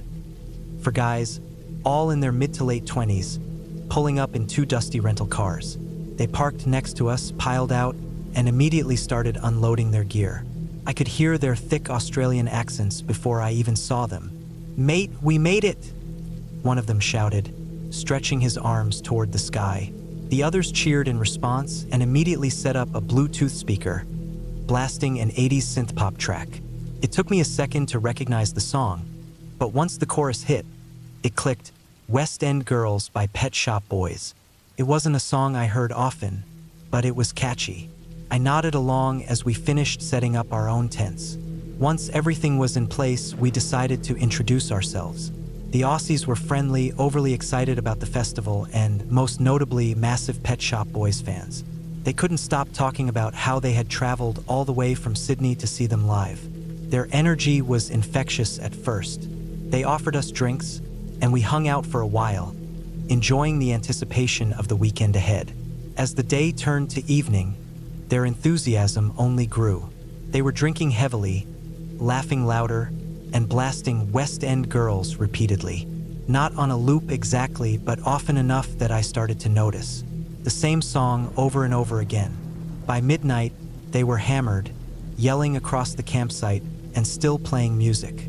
Other people had begun to quiet down, settling in for the night to rest up for the long weekend ahead. Not them. The Aussies were in full party mode, their laughter echoing through the campground. 1 a.m. rolled around, then 2 a.m., then 3 a.m. They didn't stop.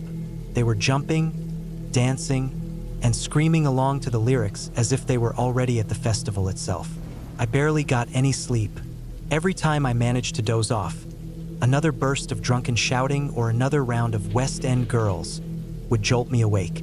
By the time the sun started rising around 6 a.m., I was exhausted, my body aching from tossing and turning in my sweltering tent. But then, something strange happened. It had gone completely silent.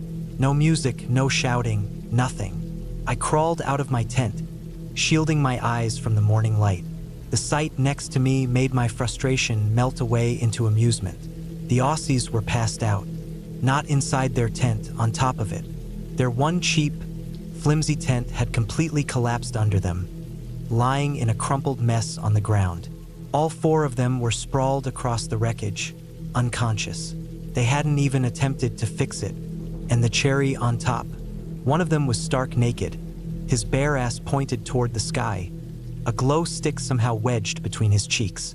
I stood there, staring, unsure whether to be horrified or impressed.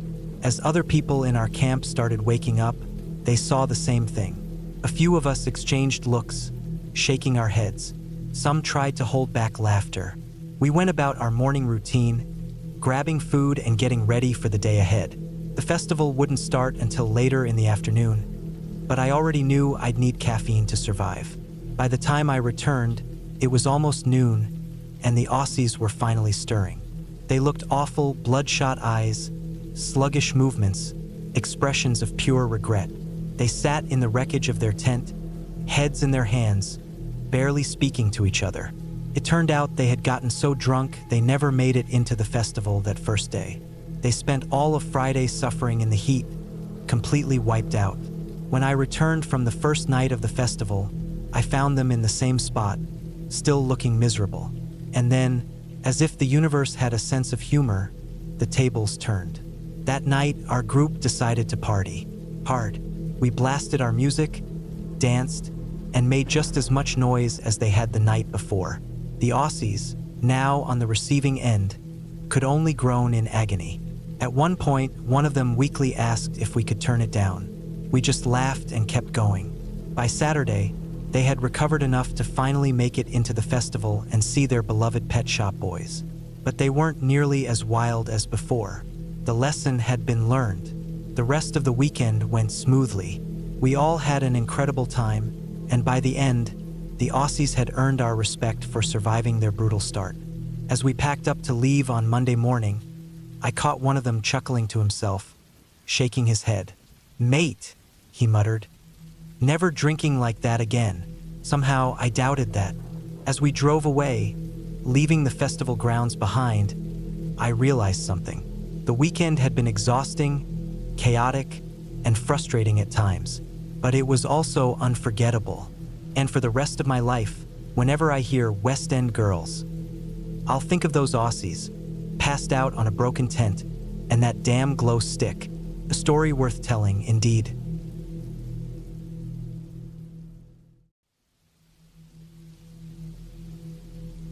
I should have never come out here alone. The cabin was miles away from the nearest town, nestled deep in the woods. I had rented it for a week, thinking the isolation would help me clear my head. City life had been suffocating, and I needed to escape, even if just for a little while. The listing made it look charming. Small but sturdy, tucked between towering pine trees, the kind of place where you could sip coffee on the porch and forget the world existed. The drive out took longer than expected. The road turned from pavement to gravel, then to a narrow dirt path barely wide enough for my car. Tree branches scratched against the windows, and my tires kicked up dust that hung in the air like a fog. I checked my phone, no service. When I finally arrived, the cabin was smaller than I had imagined. A single-story structure with dark wood siding, a wraparound porch, and a roof weighed down by thick layers of leaves. The forest pressed in around it, dense and quiet, the kind of quiet that makes your ears ring. There were no neighbors, no other cabins, just trees and silence. Inside, it was exactly what I expected. A tiny kitchen with an old gas stove, a living area with a sagging couch, and a single bedroom with a wooden bed frame. There was no TV, no Wi-Fi, just a battery-powered radio and a bookshelf filled with titles I had never heard of. I should have left as soon as I stepped inside. The first night, I barely slept. Every sound outside made me jolt awake. The creak of trees shifting in the wind, the rustling of leaves, the occasional snap of a twig. The darkness outside was absolute.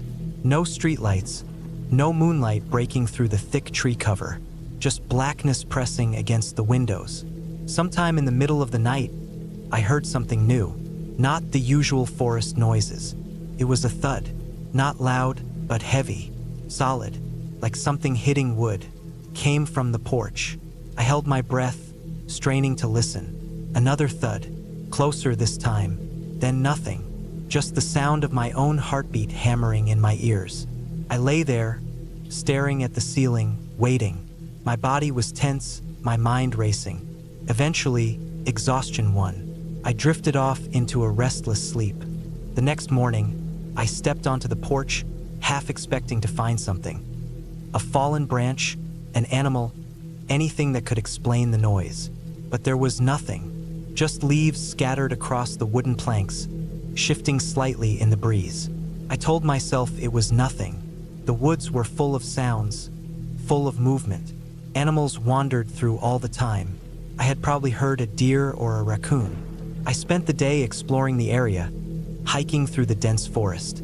The deeper I went, the more uneasy I felt. Something about the silence felt wrong. The woods should have been full of life, birds, insects, the occasional rustle of a small animal moving through the underbrush. But there was nothing, just an oppressive, suffocating quiet. I turned back sooner than I had planned. That night, the noises started again. It was subtle at first, a faint scraping sound, like something dragging across the porch. Then came the thud again. I sat up in bed, my pulse pounding. Another thud. I reached for the flashlight beside my bed, my fingers fumbling in the dark. The beam of light cut through the room, shaky and weak. I took slow steps toward the front window, heart hammering in my chest. I pressed my face to the glass. Something moved at the edge of the porch. Not an animal. Too tall, too still. I yanked the curtain shut and backed away from the window. For hours, I sat in the corner of the room, flashlight clutched in my hand, waiting. I didn't sleep. I barely blinked. The noises stopped eventually, but I didn't relax. Couldn't. By morning, I had made up my mind. I was leaving. I threw my things into my bag and stepped outside. The porch was covered in marks. Long, deep scratches in the wood, as if something with claws had been dragging its hands across the surface. My stomach twisted. I hurried to my car, shoving the key into the ignition. The engine sputtered but wouldn't start. I tried again. Nothing. Panic set in. I popped the hood, but I wasn't a mechanic. The engine looked fine to me, but it wouldn't turn over. I was stranded. I went back inside and locked the door, my mind racing. I had enough food to last a few days, but that wasn't the problem. The problem was that I wasn't alone out here. Someone or something was outside at night, watching, waiting. The day passed slowly. I kept checking the car, hoping it would miraculously start, but it didn't. I tried my phone again, still no service. I considered walking back to town, but the thought of wandering through miles of dense forest with whatever was out there made my skin crawl. That night, I barricaded the door. I pushed the couch against it, stacked chairs on top. It felt ridiculous, like something out of a bad horror movie, but I didn't care. The noises started earlier this time. The first thud came just after sunset. Then another. Then another. They were getting closer. Something was on the porch. I turned off the lights and crouched in the corner, gripping a kitchen knife in one hand, the flashlight in the other. I didn't breathe. Then I heard it, the sound of something pressing against the door. Slow, deliberate, testing. The wood creaked. The handle rattled. I held my breath, heart pounding so hard it hurt. And then, Silence. Minutes passed, maybe hours. Eventually, the first hint of dawn seeped through the windows. I moved cautiously, my limbs stiff and shaking. I peeked through the window. The porch was empty. The scratches were deeper now. The door was dented, as if something had been pushing against it all night. I had to get out of there. I packed my things and left on foot, not caring how far I had to go. The forest swallowed me whole as I walked, every sound making me flinch. I didn't look back at the cabin. I didn't stop. It took me hours, but I finally made it to the main road. A passing truck driver picked me up. I never told him what happened. I just told him I needed to get as far away as possible. When I finally got home, I looked up the cabin's listing. It had been removed. No records, no past reviews. It was as if it had never existed, and I wasn't about to go looking for it again. I never planned on spending a week alone in the middle of nowhere. It just sort of happened. I was supposed to come up here with my brother, Mike. It was his idea. A week away from everything, just us, some beers, and the kind of quiet you don't get in the city. I wasn't really excited about it. I wasn't much of an outdoors guy, but Mike convinced me, said it would be good for both of us. He needed a break from work, and I just needed to get out of my apartment for a while.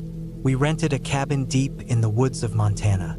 Some old place that looked like it had been standing for 100 years.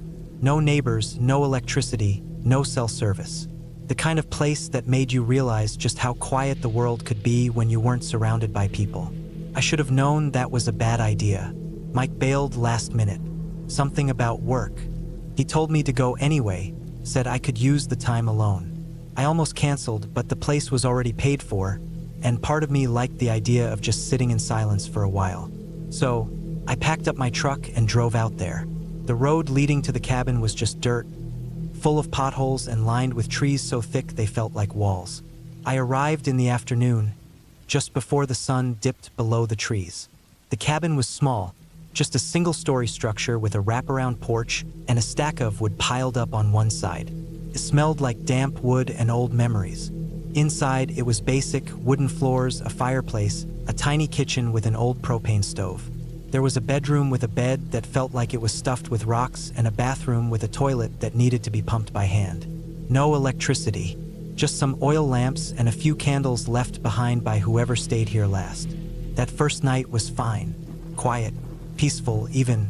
I built a fire, made some canned chili on the stove, and read a book by lantern light. The silence felt nice, like a break from everything. The second night, I noticed something was off. Started small, feeling, really, like I wasn't as alone as I thought I was. I chalked it up to my mind playing tricks on me. I was used to the city, used to the constant hum of life happening around me. Out here, the silence was thick, pressed against my ears, made my own breathing sound too loud. I woke up in the middle of the night to the sound of something moving outside. Not an animal, something bigger. Footsteps, slow, deliberate. I held my breath, listening. The steps crunched against the leaves just beyond the porch. My first thought was a bear, maybe a deer, but then I heard it, a soft scraping sound, like metal against wood. I grabbed the old hunting knife I found in one of the kitchen drawers and moved to the window. The oil lamp flickered, casting shadows that made it hard to see. I peered outside, heart hammering in my chest. Nothing, just trees and darkness. I stood there for what felt like an hour, waiting. The footsteps didn't come back, and eventually I convinced myself I imagined it. Maybe the cabin was settling, or maybe some animal had wandered too close. Either way, I forced myself to go back to bed. The next morning, I found something that made my stomach twist. The wooden railing of the porch had long, deep scratches in it, like someone had dragged a knife across it over and over. I stared at it for a long time, trying to make sense of it. Maybe it had been there before and I just didn't notice. Maybe it was the wind or hell, I don't know. But the more I looked, the less I believed in those explanations. The marks were fresh. The wood was splintered, the edges too sharp to be old. I thought about leaving, but I told myself I was being paranoid. Maybe it was some hunter who passed by in the night. Maybe they were checking out the cabin, saw it was occupied, and moved on. I should have left. That night, I locked the door, stoked the fire high, and kept the knife within reach. I told myself there was nothing to be scared of, that I was just letting my imagination run wild. Around midnight, I heard it again. The footsteps. This time, they didn't stop at the porch. They circled the cabin, slow and steady. I sat up in bed, every muscle in my body tense. The oil lamp flickered on the nightstand, barely keeping the darkness at bay. Then came the breathing. Deep, slow, right outside the thin walls of the cabin. I gripped the knife so hard my knuckles turned white. My heart pounded so loud I thought whoever or whatever was out there could hear it. Then the doorknob rattled. Not a violent shake, just a slow, deliberate test. I didn't move, didn't breathe. The rattling stopped. Then silence. I didn't sleep the rest of the night. I just sat there waiting, listening. The footsteps never came back, but I never shook the feeling that whoever had been out there hadn't gone far. By morning, I made my decision. I packed my bag, loaded up my truck, and got the hell out of there. As I pulled away, I saw something in the trees. A figure, too far to make out details, but close enough to know it was watching me. Standing completely still between the trees. I didn't slow down, didn't look back. When I got to the nearest town, I told the guy at the gas station about it. He just nodded like he'd heard it before. That cabin? You're lucky, man. Some folks go up there and don't come back. I didn't ask any more questions. I just got in my truck and drove. I don't know who was out there. I don't know what they wanted. But I know one thing. I'm never going back to that cabin again. I needed a break from the city. Too much noise, too many people, and too much stress. I found a listing for a secluded cabin up in the mountains, far enough from civilization that I wouldn't hear cars or sirens, but still close enough that I could drive to town if I needed to. The pictures looked perfect. A small wooden cabin, a lake nearby, trees stretching for miles. It was exactly what I needed. I booked it for a week. The drive up was peaceful, but the road got rough the higher I went. It turned from pavement to gravel, then from gravel to dirt. My car handled it fine, but I could tell not many people came this way. The trees grew denser, and the silence became heavier. I didn't mind. That was the whole point of this trip, to be alone, away from everything. When I finally reached the cabin, it was just as the pictures showed. A small, single-story structure with a slanted roof and a wraparound porch. The wood was old, but it looked sturdy. There was a fire pit out front, a stack of chopped logs to the side, and a little dock leading out to the lake. No neighbors, no sounds except the wind in the trees and the occasional bird call. Perfect. I let myself inside. The place smelled like old wood and dust. There was a single bedroom, a bathroom, a tiny kitchen, and a living area with a fireplace. Everything was rustic, but it had running water and electricity, which was all I really needed. I dropped my bag on the couch and checked my phone. No service. That wasn't a surprise. The listing mentioned it, but I still felt a little uneasy knowing I was completely cut off. The only connection I had to the outside world was the old landline phone hanging on the wall. The first night was peaceful. I sat on the porch, watching the sun dip below the trees, listening to the distant sounds of the forest. When it got dark, I went inside, lit a fire, and read a book. I hadn't felt this relaxed in years, but something changed on the second night. I woke up suddenly, my heart pounding. Took me a second to realize what had woken me. A sound, faint but distinct. Footsteps, not inside but outside near the porch.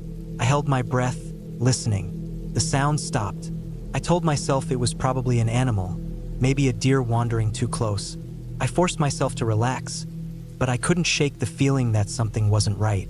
The next morning, I checked around the cabin. The dirt around the porch was dry and packed, but near the trees, I found something. Footprints. Human footprints. They weren't mine. I had only worn hiking boots, and these were from something else. A barefoot print, slightly smeared, like someone had been dragging their foot. I told myself it could have been old. Maybe some hiker had passed through days ago. But deep down, I didn't believe that. It hadn't rained recently. The prints were fresh. I tried to brush it off. Maybe I was overthinking things. I spent the day hiking, trying to clear my head. But that night, I couldn't shake the feeling that someone was out there, watching. Then, just past midnight, I heard it again. The same slow, deliberate footsteps circling the cabin. I sat up in bed, every muscle in my body tensed. The sound stopped again, just like before. I waited, barely breathing, but nothing happened. In the morning, I checked the area again. More footprints, this time closer to the cabin. And something else, scratches on the wooden porch railing. Deep, uneven marks like someone had dragged something sharp across it. My stomach twisted. I wasn't alone out here. I spent the next day on edge. I kept checking over my shoulder, expecting to see someone lurking in the trees. I couldn't focus. I didn't eat much. The isolation, which had felt peaceful at first, now felt suffocating. I wasn't sure what to do. Driving down the mountain at night wasn't an option. The road was too rough, too narrow. One wrong turn and I'd be stuck or worse. I decided to wait it out, but I kept my flashlight and a kitchen knife beside me that night. The sounds came again. Footsteps, scraping against the wood. Then something new. A low, guttural breathing, just outside the window. I clenched the knife so hard my hand hurt. My heart was slamming in my chest. I wanted to move, but I was frozen, too afraid to even breathe. The breathing lingered for what felt like forever, then slowly faded. I didn't sleep after that. As soon as the sun came up, I packed my things and threw them in the car. I didn't care if I had booked the cabin for a week.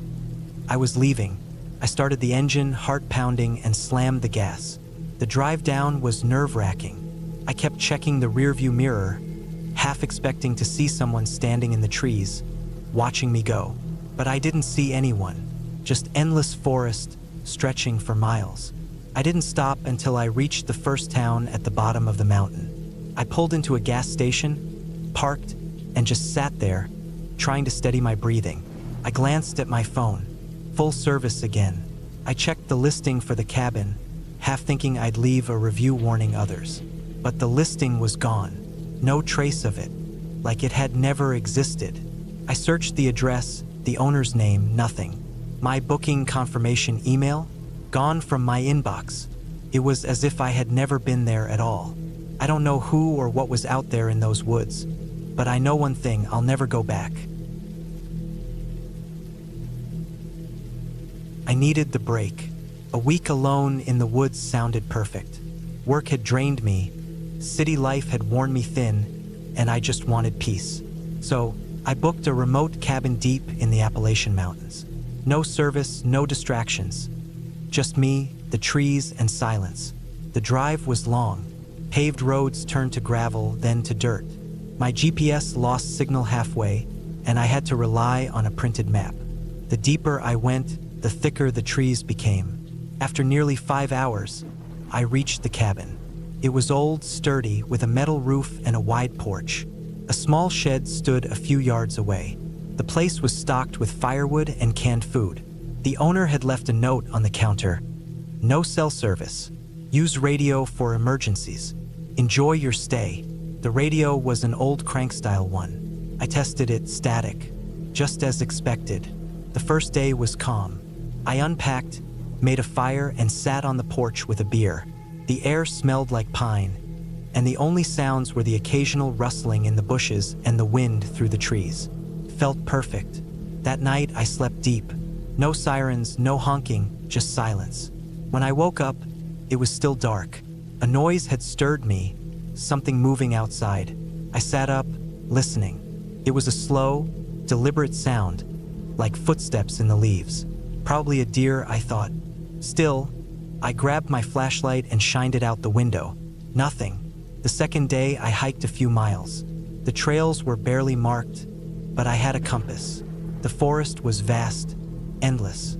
As I walked, I got that strange feeling, like being watched. It made no sense. I was alone. I pushed it aside and kept walking. Around midday, I found something odd. A pile of rocks stacked in a neat formation, like a marker. It looked intentional. I took a picture and kept moving. A few yards ahead, I saw another, then another. Each pile was the same height, the same shape. Something about them unsettled me. I turned back. That night, I locked the cabin door and made sure the windows were shut. I kept the radio on the table next to me, just in case. I woke up to the sound of something tapping. Slow, steady, not a knock. Tap. My stomach twisted. It was coming from the porch. I stayed still, barely breathing. The sound stopped. Then it started again, softer this time. I reached for my flashlight, my hands sweating. When I turned it on and pointed it at the window, the tapping stopped. I waited, heart pounding, then forced myself to check outside. The porch was empty, nothing disturbed. But when I looked down, I saw it. Another stack of rocks, identical to the ones in the woods. I shut the door and locked it again. The next morning, I packed my things. I told myself I was overreacting, but I didn't care. I had planned for a week. I was leaving in 2 days, but I wasn't waiting. I threw my bag in the truck and turned the key. Nothing. The engine didn't even click. I tried again. Dead. I checked my phone, knowing it was useless. No service. I opened the hood. I'm no mechanic, but I could see the problem immediately. The battery cables were gone. Not loose. Gone. I ran back inside and locked the door. I cranked the radio. Static. Then, in between the noise, something else. Hear me? Hello? I turned the knob, trying to clear it up. Hello? Can you hear me? Static. Then one word. Leave. My stomach dropped. The voice was flat, emotionless. The static swallowed it, then silence. I barely slept that night. I sat in the chair, facing the door, my hunting knife in my lap. Hours passed. The wind howled. Then, footsteps. Not an animal. Slow. Human. Right outside the window. I didn't move. I barely breathed. The footsteps stopped. Minutes passed. Then I heard the tapping again, right against the glass. Tap, tap, tap. I gripped the knife tighter. Then silence. The longest silence of my life. I stayed awake until dawn. When the sun rose, I gathered everything I could carry and ran. I didn't follow the road. I cut straight through the woods. I walked for hours. My legs burned. I kept checking over my shoulder, convinced I wasn't alone. Then I saw it, the same stacks of rocks. They lined my path, leading me somewhere. I turned, trying to find another way, but no matter which direction I chose, the stacks were there. Then ahead, something else. A cabin, identical to mine. The same porch, the same shed, the same metal roof. I stumbled back. This was impossible. I had walked for hours. I was miles away, but there it was. And then I saw them. Footprints, not mine, leading to the door. The door was open. I didn't go inside. I ran. I don't know how long I ran before I found the road. I barely remember flagging down a truck. An old man picked me up. He didn't ask questions, just drove. I didn't speak. When we reached town, I called for help. A tow truck went to retrieve my vehicle. They found it. They didn't find the cabin. I told them where it was, gave them the map, showed them the pictures on my phone. They found nothing. No cabin, no shed, no stacks of rocks, just trees. I don't go to the woods anymore. I don't know why I said yes. Maybe it was pride. Maybe I just wanted to prove something to myself. But when my friend told me about a remote cabin deep in the woods and dared me to spend a weekend there alone, I agreed without thinking twice. He sent me the coordinates and a brief description. An old hunting cabin, abandoned for years, built by some hermit decades ago. No electricity, no running water, just a wood stove, a cot, and whatever I decided to bring. The only way in was a barely visible dirt path cutting through dense trees. I packed light, some canned food, a flashlight, a sleeping bag, and my knife, just in case. The drive up was already unsettling. The paved roads turned into gravel, then dirt, then something barely recognizable as a path. My truck groaned as it pushed through, branches scraping against the sides like fingernails. After what felt like forever, I spotted the cabin. It was smaller than I imagined, barely more than a shack. A single window, a door hanging slightly off its hinges, and a sagging roof. The forest around it was thick, the trees pressing in close, their trunks twisted and gnarled. It was the kind of place that felt untouched, forgotten. I killed the engine, and the silence hit me immediately. No distant cars, no voices, just the wind rustling through the leaves and the occasional creak of trees shifting. The air smelled damp, earthy. I stepped inside, and the floor groaned under my weight. The place was as bare as expected. Just a cot, a small table, and a rusted stove. A thick layer of dust covered everything. In the corner, an old wooden chair faced the window. I ignored it, dropped my bag, and set about making the place livable. I swept away years of dirt and cobwebs, checked for any animals, and got a small fire going in the stove. It wasn't cozy, but it was warm. That first night was rough. The silence was oppressive, broken only by the occasional snap of a twig outside. Every noise made my heart pound. I reminded myself I was in the middle of the woods. Of course there were animals, but my body refused to relax. My knife stayed close to my hand as I lay in the cot, eyes fixed on the ceiling, ears straining. At some point, exhaustion won. I drifted off. I woke up to something tapping against the window. My breath caught in my throat. I stayed completely still, ears straining. The sound was slow, deliberate. Tap, tap, tap. My flashlight was within reach. I grabbed it and clicked it on, aiming it at the window. Nothing, just trees and darkness. My pulse pounded in my ears. I forced myself to breathe, to think rationally. It was a branch, just a branch moving in the wind. I turned over, gripping the knife tighter. Morning came too slow. When I stepped outside, the first thing I noticed was the stillness. No birds, no rustling, just an eerie silence. The trees seemed closer than before, their branches reaching in like skeletal fingers.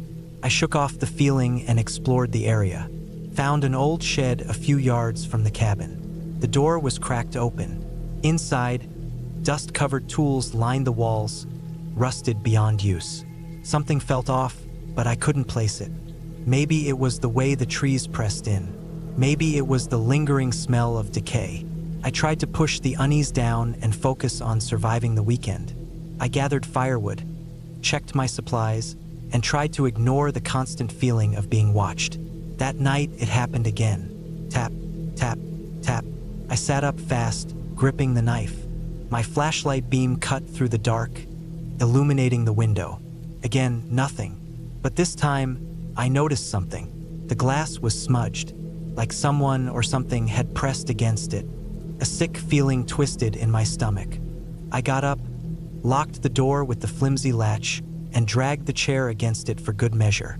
My heart wouldn't slow. Hours passed. Couldn't sleep. Every creak, every whisper of wind had me on edge. At some point, my eyes grew heavy. Just as I started slipping into sleep, something crashed against the door. I jolted up, heart hammering. The chair had shifted. The latch barely held. Something was outside, and it wanted in. I didn't move. I barely breathed. Minutes passed, then an hour. Silence settled again, thick and suffocating. At dawn, I stepped outside. The ground was disturbed. Footprints, but they weren't animal tracks. They were human, barefoot, leading from the woods to my cabin and back again. I left everything behind and ran to my truck. The engine roared to life, and I sped down the dirt path, branches clawing at the sides. I didn't stop until I was miles away, back on paved roads, back in civilization. I never told my friend what happened. I never looked back, but sometimes, in the dead of night, I still hear it. Tap, tap, tap. I needed a break from everything. Work was draining me, and the city noise never let my mind rest. So I booked a remote cabin deep in the woods. No neighbors, no internet, just silence. That was what I wanted. The drive up was rough. The last few miles were just dirt roads, my tires kicking up dust as I climbed higher into the hills. The trees grew thicker, darker. It felt like I was heading somewhere untouched, a place people had forgotten. My GPS gave up halfway, so I relied on the directions the owner had emailed me. Follow the road until you see an old hunting sign nailed to a tree.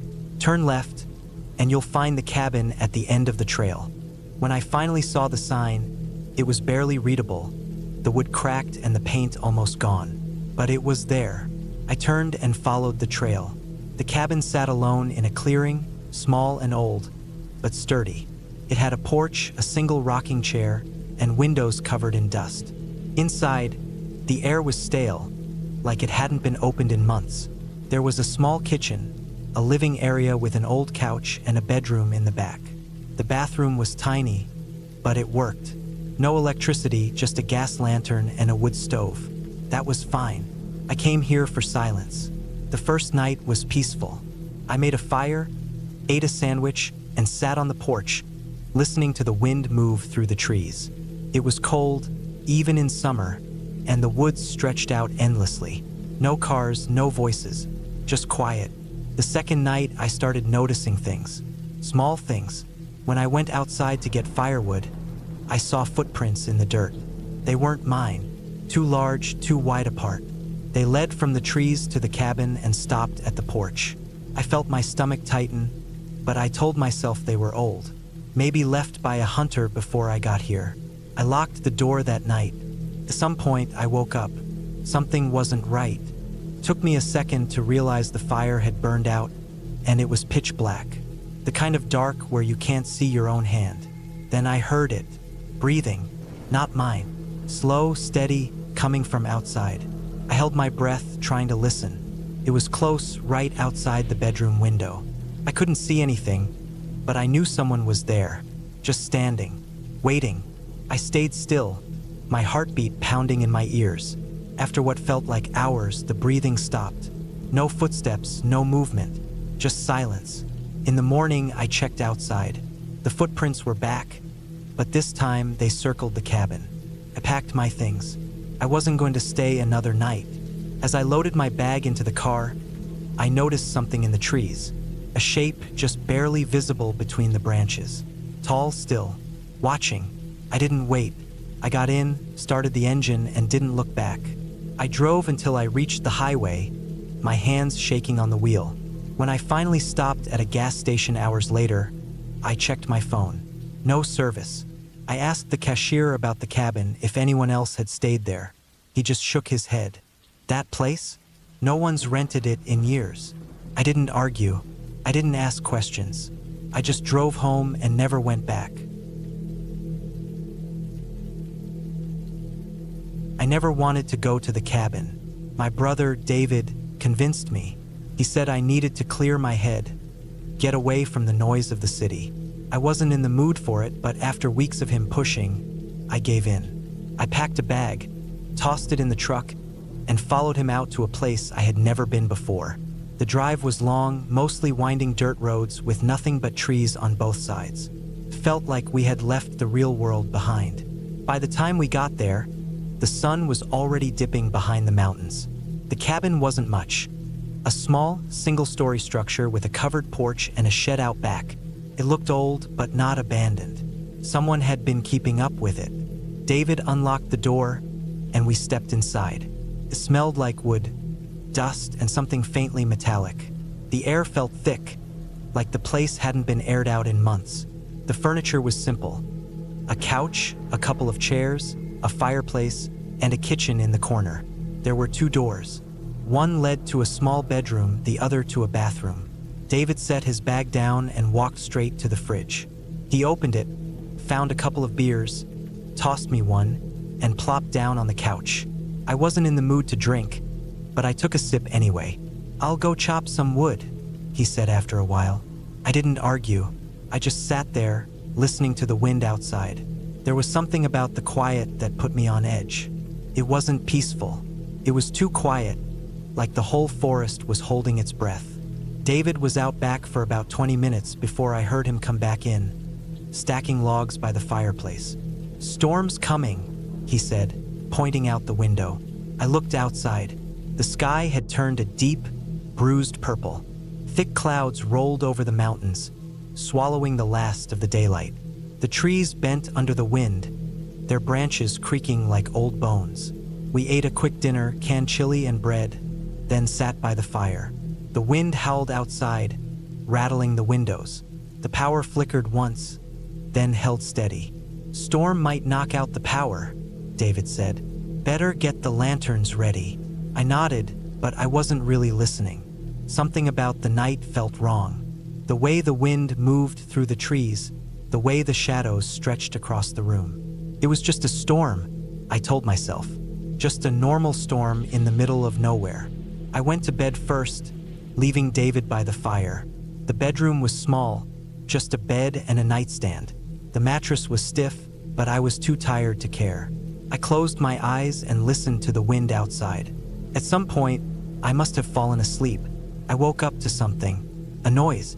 Thud, maybe. Or a knock. I wasn't sure. I sat up, my heart hammering. The room was pitch black. The fire had burned down, and the power must have gone out. I waited, listening. Nothing. Just the wind outside. Then I heard it again. A slow, deliberate knock. Not at the front door. At the window. I turned my head slowly. The window was right next to the bed, covered by thin curtains. I couldn't see anything outside. Just darkness. Maybe it was a tree branch, I told myself. Just the wind. Then it came again. Knock, knock, knock. Too slow, too steady.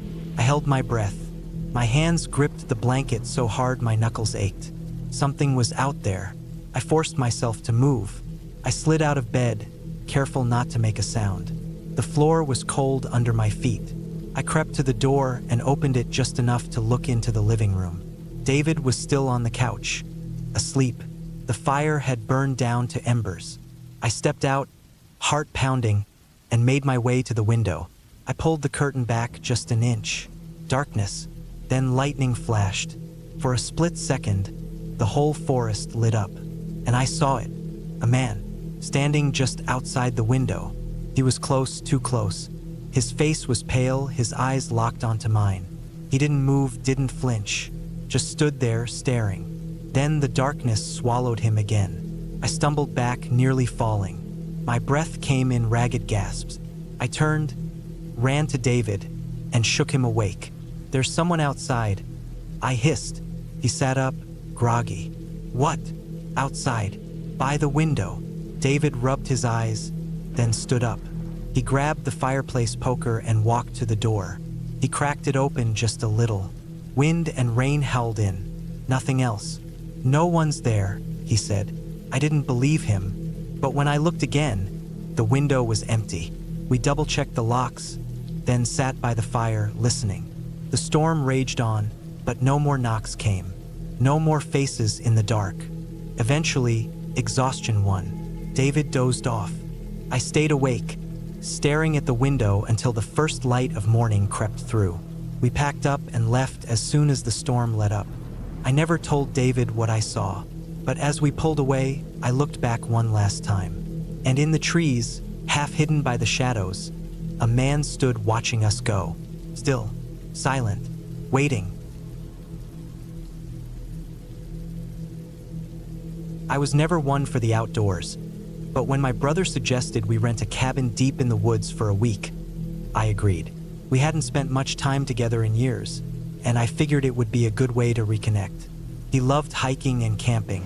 I didn't, but I figured a few days away from the city wouldn't kill me. The cabin was an old wooden structure, probably built decades ago, and it looked just as worn down as I felt after the long drive. It was small, just 2 rooms, one for sleeping, one for cooking and sitting. There was no Wi-Fi, no television, and the only source of heat was a wood-burning stove. My brother loved it. I wasn't sure how I felt. The first day was uneventful. We unpacked, chopped some wood, and sat by the fire drinking cheap beer. The air was cold, but the fire kept us warm. It was quiet, almost too quiet. I was used to city noise, the distant hum of traffic, people talking, music playing from cars. Out here, there was nothing but the occasional sound of the wind and the rustling of trees. It made me uneasy, but I didn't say anything. That night, I woke up to a strange noise outside. It was faint, but it was there. A slow, steady crunching, like footsteps in the snow. I sat up in bed, listening. My brother was fast asleep in the other bed. I told myself it was just an animal, a deer maybe, but something felt off. The footsteps weren't random. They had a rhythm to them, like someone was walking in circles around the cabin. I lay there, heart pounding, until the sound eventually faded away. The next morning, I checked outside. There were tracks in the snow, but they weren't animal tracks. They were boot prints. Someone had been outside our cabin during the night. My brother shrugged it off. Probably some hiker passing through, he said. Nothing to worry about. I tried to believe that, but something about those footprints bothered me. They didn't lead to the cabin from anywhere.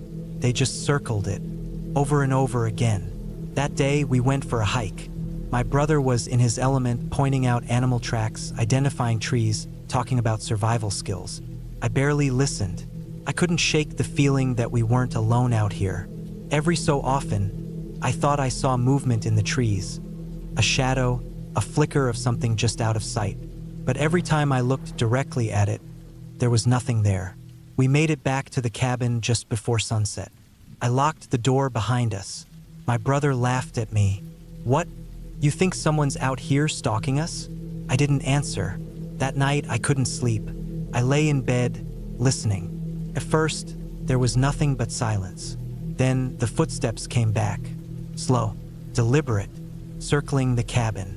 My stomach turned to ice. I wanted to wake my brother, but I didn't. He would tell me I was being paranoid. I didn't want to hear it. I lay there for what felt like hours, listening. The footsteps never stopped. Then something new.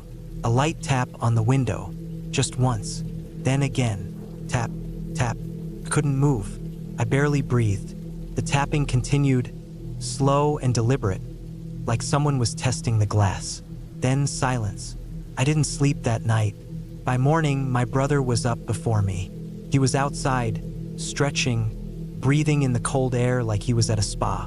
I stepped onto the porch and scanned the ground. More footprints. They circled the cabin, stopping right under the window where I had heard the tapping. "See," I pointed at the tracks. "This isn't just some random hiker." My brother frowned, but still didn't seem too concerned. "Maybe some kid messing with us. Let's just go about our day." I wanted to leave. I wanted to pack up and drive home. But my brother refused, and I wasn't going to leave him alone out here. So I stayed.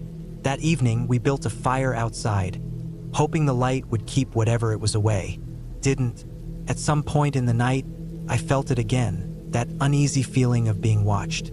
My brother was snoring softly beside me. I stared into the darkness beyond the firelight, eyes scanning for movement. That's when I saw it. A figure, standing just beyond the trees, barely visible in the flickering light. It wasn't an animal. It wasn't a shadow. It was a person. I sat frozen, my breath caught in my throat. The figure didn't move.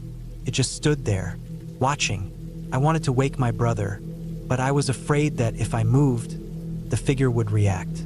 So I stayed still, watching, waiting. Then, in an instant, it was gone. No sound, no movement, just gone. I barely slept that night. I lay awake, every muscle in my body tense, listening for the footsteps. They came as they always did, but this time they stopped at the door, and they stayed there. The next morning, I made my brother agree to leave. He grumbled about cutting the trip short, but didn't argue too much. We packed quickly. The whole time, I felt like we were being watched. As we pulled away from the cabin, I glanced back one last time. Standing in the tree line was the figure, watching us leave. I never went back to the woods again. I never should have taken the job. It seemed simple enough. 2 weeks alone in a remote cabin, watching over the property for an old man who barely seemed to care about it. Just keep the generator running, make sure no animals get in, and report anything strange. Easy money, I thought. The cabin was deep in the woods, far from any town or road, and barely standing. It reeked of mildew and old wood. The floors creaked under my weight, and every window was fogged up from years of moisture. There was no cell signal. The landline phone on the wall looked like it hadn't worked in a decade. But I wasn't worried. I had brought enough supplies: cans of soup, water jugs, a flashlight, extra batteries. I had even brought a book to read at night. The first few days were uneventful. Cold, but uneventful. I spent most of my time chopping wood for the stove, fixing the leaky roof, and keeping an eye out for any wild animals. There were scratches on the walls outside, deep grooves in the wood. I figured it was from a bear or a cougar. I had a rifle with me just in case. At night, the wind howled through the trees, making the cabin groan like an old man shifting in his sleep. I could hear the distant sound of branches breaking, but I told myself it was just the wind. It had to be the wind. By the fourth night, I started noticing small things. My boots weren't where I left them. The can of soup I swore I hadn't touched was half empty. The front door was unlocked when I was sure I had bolted it. I tried to rationalize it. Maybe I was more tired than I thought. Maybe I had left the door open by mistake. Then I heard it. It was past midnight, and I was lying in bed, trying to sleep. The fire had burned down to embers, filling the cabin with a faint orange glow. That's when I heard the sound: soft, slow footsteps just outside the cabin. Not an animal. An animal would move quickly, with no pattern. These footsteps were deliberate, measured. Someone was walking in circles around the cabin. I held my breath, listening. The steps would stop for a while, then start again, as if whoever was out there wanted me to know they were there. I reached for my rifle, gripping it tightly. My heart pounded in my chest. I forced myself to sit up, every instinct telling me to stay still. The firelight flickered against the walls, casting long shadows. I waited, listening. Then I heard it again. A slow, dragging sound against the wooden walls of the cabin. I stood up and moved toward the window. The glass was dirty, streaked with grime, but I could make out something. A dark shape standing just beyond the tree line. It wasn't moving, just watching. I didn't sleep that night. I sat in the chair near the fireplace, rifle in hand, staring at the window until the first light of dawn crept through the trees. When I finally worked up the nerve to go outside, there were footprints in the mud. Not animal tracks, human, but they weren't from boots. They were barefoot, deep prints pressed into the dirt as if someone had been standing there for hours. The scratches on the wall were fresh, deep marks running from the front of the cabin all the way to the back. I should have left then, packed my bags, walked the 5 miles back to the dirt road where my truck was parked, and never looked back. But I convinced myself it was nothing. Some drifter passing through, maybe a hunter, maybe some kid playing a prank. The next night, it got worse. The footsteps came back, but this time, they were closer. Whoever it was wasn't staying at the tree line anymore. They were walking right up to the windows. I could hear their breath against the glass, slow and steady. I could hear fingernails scraping against the wood. I could hear them whispering something, but I couldn't make out the words. I sat in the chair again, rifle in my lap, waiting for the sun. But this time, the sun didn't bring relief. When I opened the door in the morning, something was hanging from the porch. It was a deer, but it had been gutted, its insides spilling out onto the steps. Its eyes were gone, hollow sockets staring into nothing. The smell was overwhelming, thick and rotten. Flies buzzed around it in swarms. I stumbled back, gagging, my hands shaking. Someone had done this during the night, just feet away from where I had been sitting. Someone had been close enough to hear me breathing, close enough to kill an animal and string it up without making a sound. I grabbed my bag and shoved whatever I could into it. My flashlight, my knife, the last of my food. I was done. I was leaving. But as I stepped off the porch, I saw something that made my blood run cold. More footprints, dozens of them, surrounding the cabin, leading into the trees. Some were small, too small, and they all led in the same direction, toward the road, toward my truck. I ran. I didn't care how loud I was. I didn't care if they heard me. I sprinted through the woods, branches tearing at my clothes, my lungs burning. I didn't stop until I saw the clearing where I had left my truck. It was gone. The ground where it had been parked was covered in deep ruts, the kind made by dragging something heavy. The trees around the clearing were carved with deep scratches, long, jagged lines cutting through the bark. I turned in circles, heart slamming against my ribs. I was alone, no way out. Then, from the trees, I heard it. A single word, whispered, my name. I ran. I don't remember how far I went. I don't remember how long I was out there, stumbling through the woods, blinded by panic.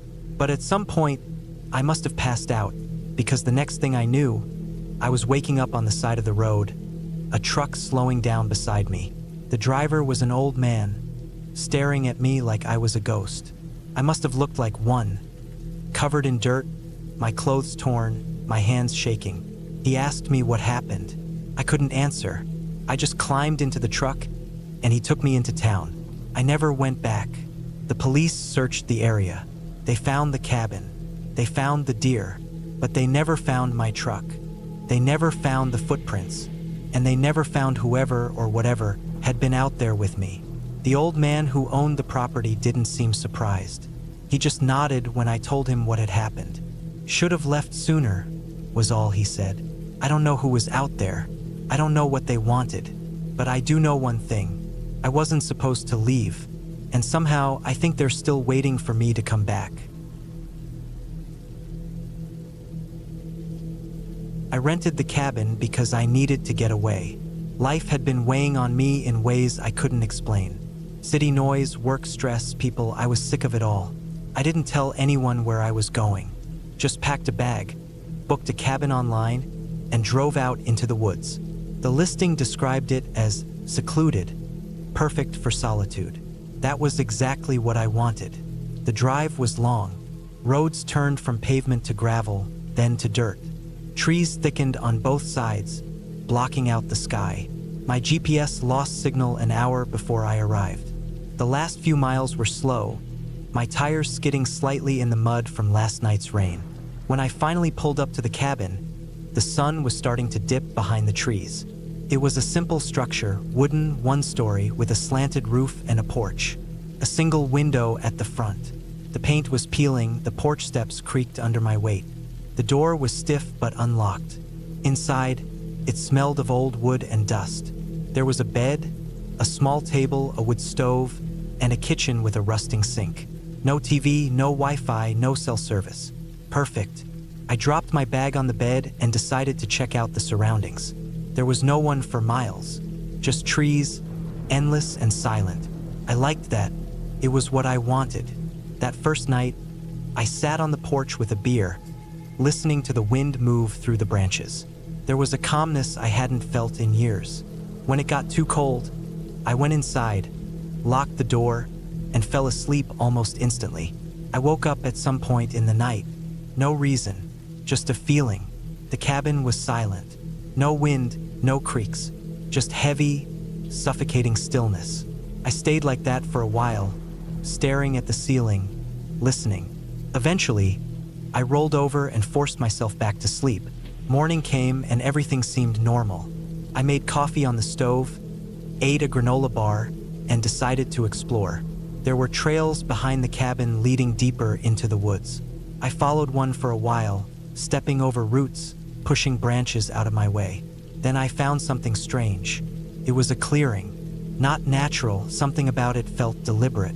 The ground was flattened, dirt disturbed like something had been dragged.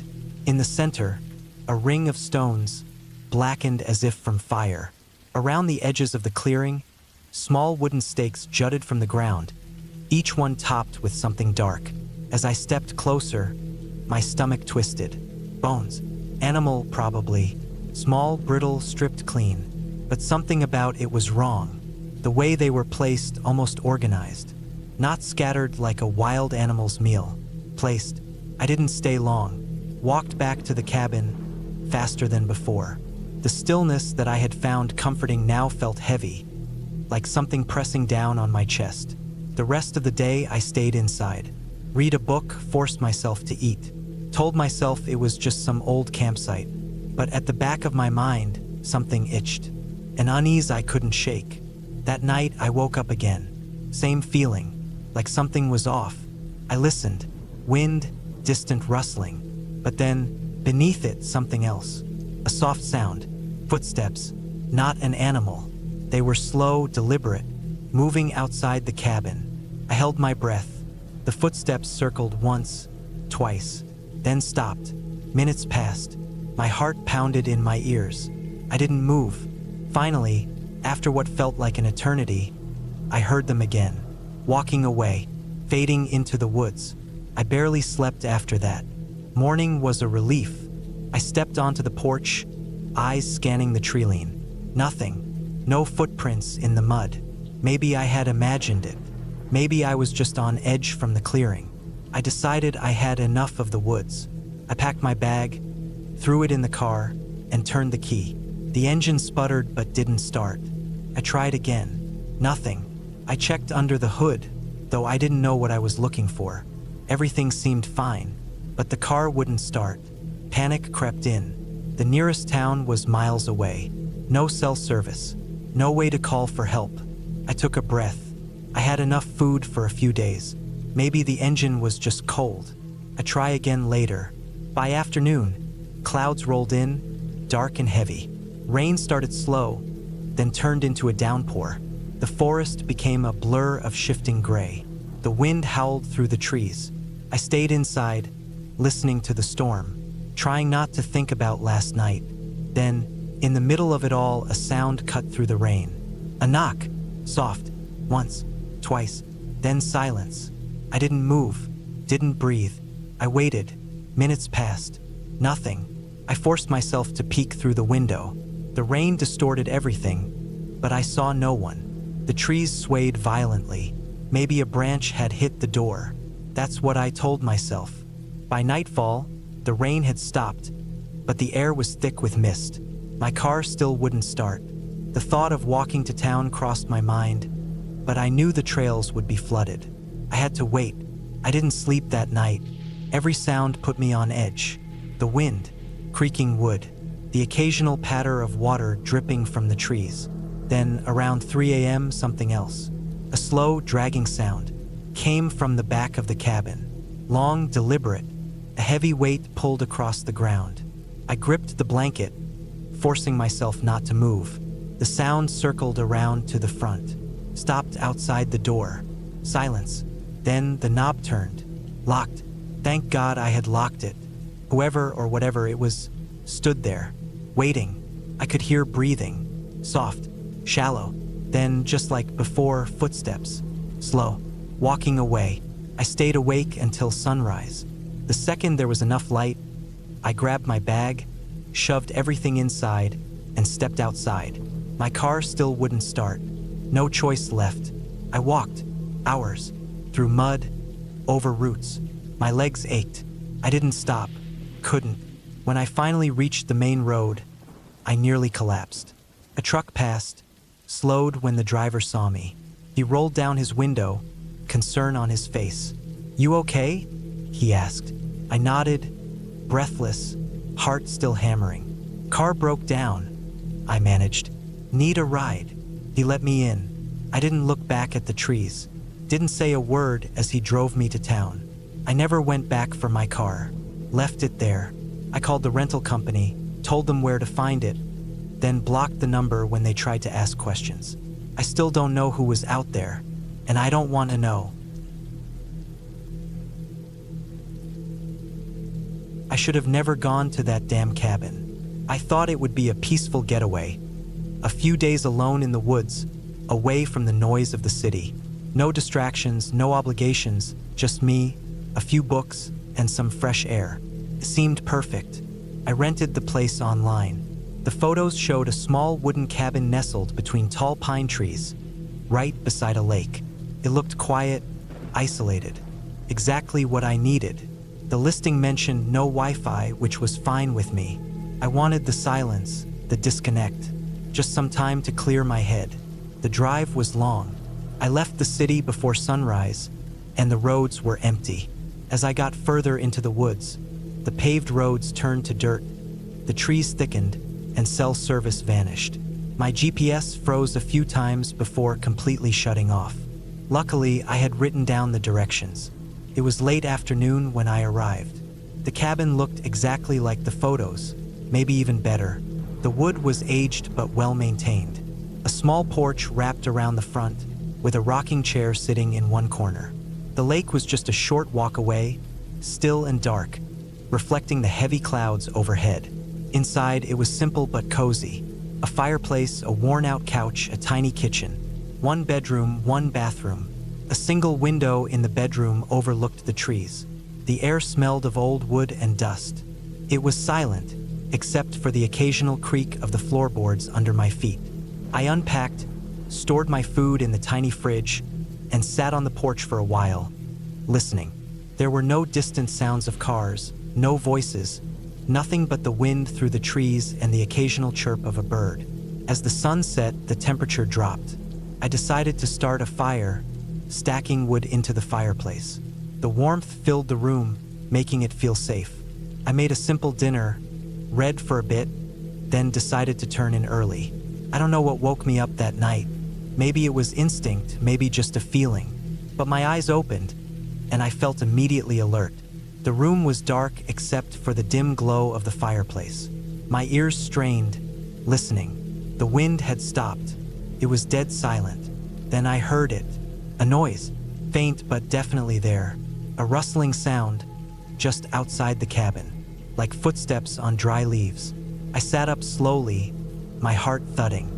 I told myself it was just an animal, a deer maybe, or a raccoon, but something felt wrong.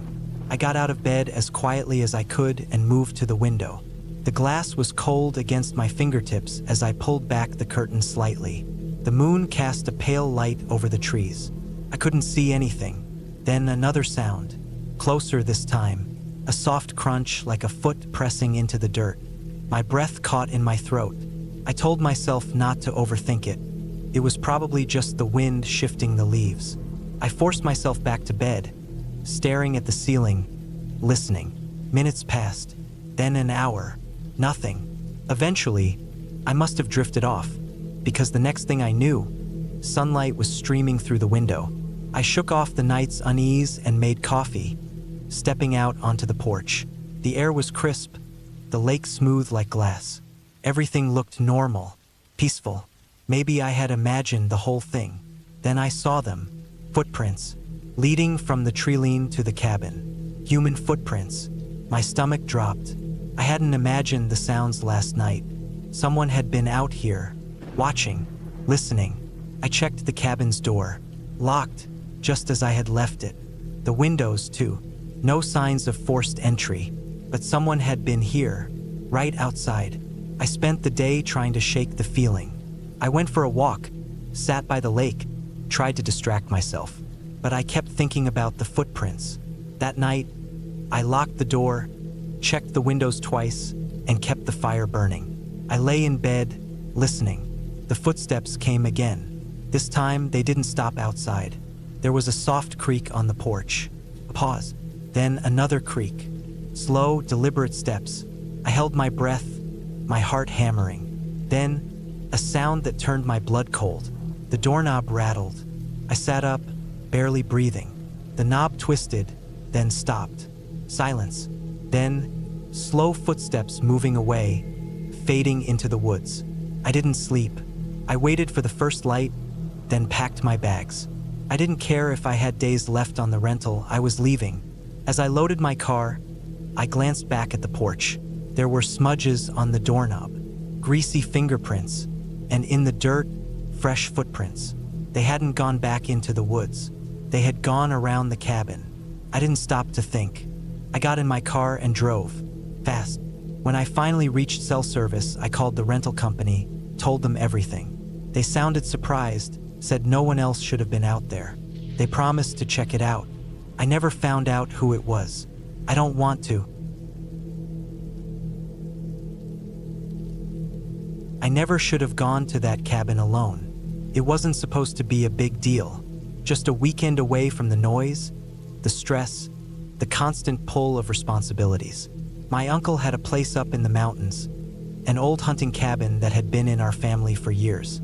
He didn't use it much anymore, and when I told him I wanted to get away for a bit, he was more than happy to let me have it for a few days. I packed light, some canned food, a flashlight, a hunting knife just in case, and enough firewood to last the weekend. The drive up was uneventful. The roads empty, the air crisp and cool. Felt good to be alone, away from everything. Just me and the quiet. The cabin itself was small, just a single room with a loft above, a wood stove in the corner, and a tiny kitchen area. It smelled like damp wood and old dust, but that didn't bother me. I swept out some dead leaves that had blown in through a crack in the door, then set up my sleeping bag near the stove. The first night was peaceful, just the sound of the wind moving through the trees and the occasional creak of the cabin settling. I fell asleep easily. The next morning, I woke up early and decided to go for a short hike. There was a trail that led up to a ridge with a great view of the valley below. I made some coffee on the small propane stove, ate a granola bar, and set off. The air was sharp, the kind of cold that wakes you up fast. The forest was quiet, just the occasional rustling in the underbrush. I saw deer tracks in the mud, a few old shotgun shells half buried near a fallen log. My uncle used to hunt up here, but from the looks of things, it had been a while since anyone else had come through. About a mile in, I got the feeling I was being watched. At first, I ignored it, probably just my mind playing tricks on me. But then I saw it. Footprints. Fresh ones. They weren't mine, and they were too big to belong to a deer or a coyote. Human footprints. I stopped, listened. Nothing. Just whined through the trees. Maybe someone else had come up here? A hunter? Another hiker? But I hadn't seen another car parked near the trailhead. And the footprints, they weren't going in one direction. They were circling, like whoever had made them had been walking around the same area over and over again. I felt my stomach twist.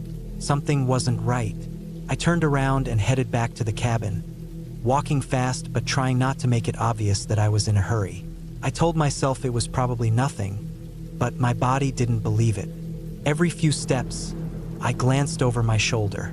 I didn't see anyone. When I got back to the cabin, I locked the door, sat down, took a deep breath. I wasn't scared, not yet, but I felt uneasy. That was the only way I could describe it, like something was just off. The rest of the day passed without anything strange happening. I made lunch, read a book, chopped some wood. By the time the sun started to set, I had convinced myself I was being paranoid. The footprints could have been old. The mountain could have more visitors than I realized. Then that night I heard something outside. It was just past midnight. The fire had burned low, and the cabin was almost completely dark. I was half asleep when I heard the noise, a soft crunch, like footsteps in the snow. Slow, careful. I held my breath. The sound stopped. Then, after a long pause, another crunch. Closer this time. I sat up as quietly as I could. My heart was hammering in my chest. I reached for the knife I had brought, my fingers tightening around the handle. Something was out there. I waited, barely breathing. The footsteps stopped. Then, after what felt like an eternity, I heard them moving away, fading into the trees. I didn't sleep the rest of the night. By morning, I had convinced myself it had been an animal. Maybe a deer, maybe even a bear. But when I went outside to check, I saw the footprints, human, and they led right up to my window. That was enough for me. I packed my things fast, threw everything into my backpack, and got ready to leave. But when I went to start my truck, it wouldn't turn over. The engine made a weak choking sound, then nothing. The hood was open. Someone had cut the wires. I felt sick. The nearest town was at least 10 miles away, and I had no way to call for help. No cell service, no radio. My only option was to walk, but I didn't know who or what was out there. I grabbed my knife and started walking, fast. I didn't look back. I just kept moving, my heart pounding. The whole time, I felt like I was being watched. A mile down the road, I heard something behind me, a branch snapping. I turned. Nothing, just trees, empty road. But I knew I wasn't alone. I ran. I ran until my legs ached, until my lungs burned. I didn't stop until I saw a car coming toward me, an old blue pickup. I ran straight into the road, waving my arms. The driver was an older man, a local from the nearest town. He saw the look on my face and didn't ask any questions, just unlocked the door and let me in. I didn't tell him everything. I just said my truck had broken down, that I needed to get to town. He nodded and drove. As we got closer to town, he glanced at me. "You were up at the old hunting cabin?" I nodded. He was quiet for a moment, then said, "You're lucky." I didn't ask what he meant. I didn't want to know. I was never the type to believe in bad omens. People talk about gut feelings, about the sense of something being off. I always dismissed that as paranoia, the way the mind tries to create patterns where there are none. But that trip to the cabin in the woods changed the way I look at things. It started as a simple getaway. Life had been stressful. Work, bills, a breakup that left me feeling hollow. I wanted to be alone, to clear my head. A few days in the quiet, surrounded by nature, sounded perfect. I found a listing for a small cabin deep in the mountains, about a 4-hour drive from the city. No neighbors, no cell service, just me and the woods. The drive was uneventful. I left early in the morning, the roads empty except for the occasional passing truck. The farther I went, the more the landscape changed. The buildings disappeared, replaced by endless stretches of trees. The road turned from pavement to gravel, winding deeper into the forest. The listing had mentioned the isolation, and I had been looking forward to it. When I arrived, the cabin looked exactly as it had in the photos, small, simple, weathered but sturdy. A front porch, a single door, 2 windows. The kind of place that had probably been built decades ago and hadn't changed much since. I parked, grabbed my bags, and stepped inside. The air smelled of wood and dust. The furniture was basic. A couch, a wooden table, a small kitchen with an old refrigerator. There was a single bedroom with a stiff mattress and a thin blanket. I didn't mind. I wasn't here for comfort. I was here for quiet. The first night was uneventful. I cooked a simple meal, sat on the porch for a while, listened to the wind moving through the trees. The stars were brighter than I had ever seen. It was peaceful in a way I hadn't expected. Then things started to change. The second night, I woke up to a sound outside. Not an animal, not the wind, something deliberate. Slow footsteps moving around the cabin. I held my breath, listening. The steps circled the cabin once, then stopped.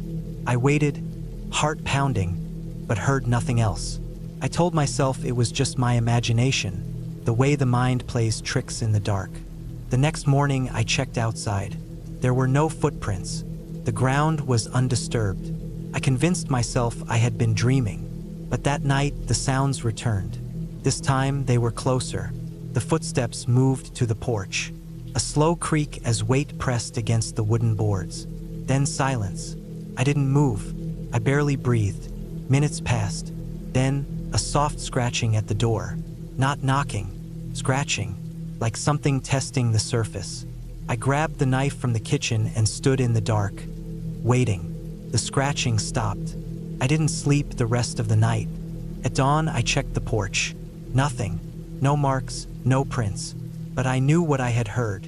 I told myself I was being ridiculous, but I couldn't shake the feeling that something was wrong. I decided to cut my trip short. I packed up quickly, stuffing my things into my bag, eager to leave. But when I tried to start my car, nothing happened. The engine wouldn't turn over. The battery was dead. I hadn't left the lights on. I hadn't used the car since arriving. There was no reason for the battery to be dead. Panic started to creep in, but I forced it down. I had seen a dirt road branching off the main one about a mile back. Maybe it led to another cabin, someone with a phone, someone who could help.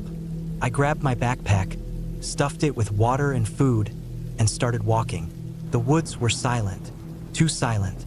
No birds, no rustling leaves, just the sound of my own footsteps. I walked for an hour, then 2. The road I had seen wasn't there. I was sure I had passed it by now. I turned back, heart pounding. I walked faster. Then I saw it. My cabin. I was sure I had been walking in a straight line, yet somehow I was back where I started. The car sat in the same spot.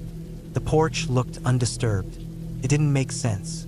I stepped inside, locking the door behind me. My breathing was shaky. I tried to calm down, to think logically.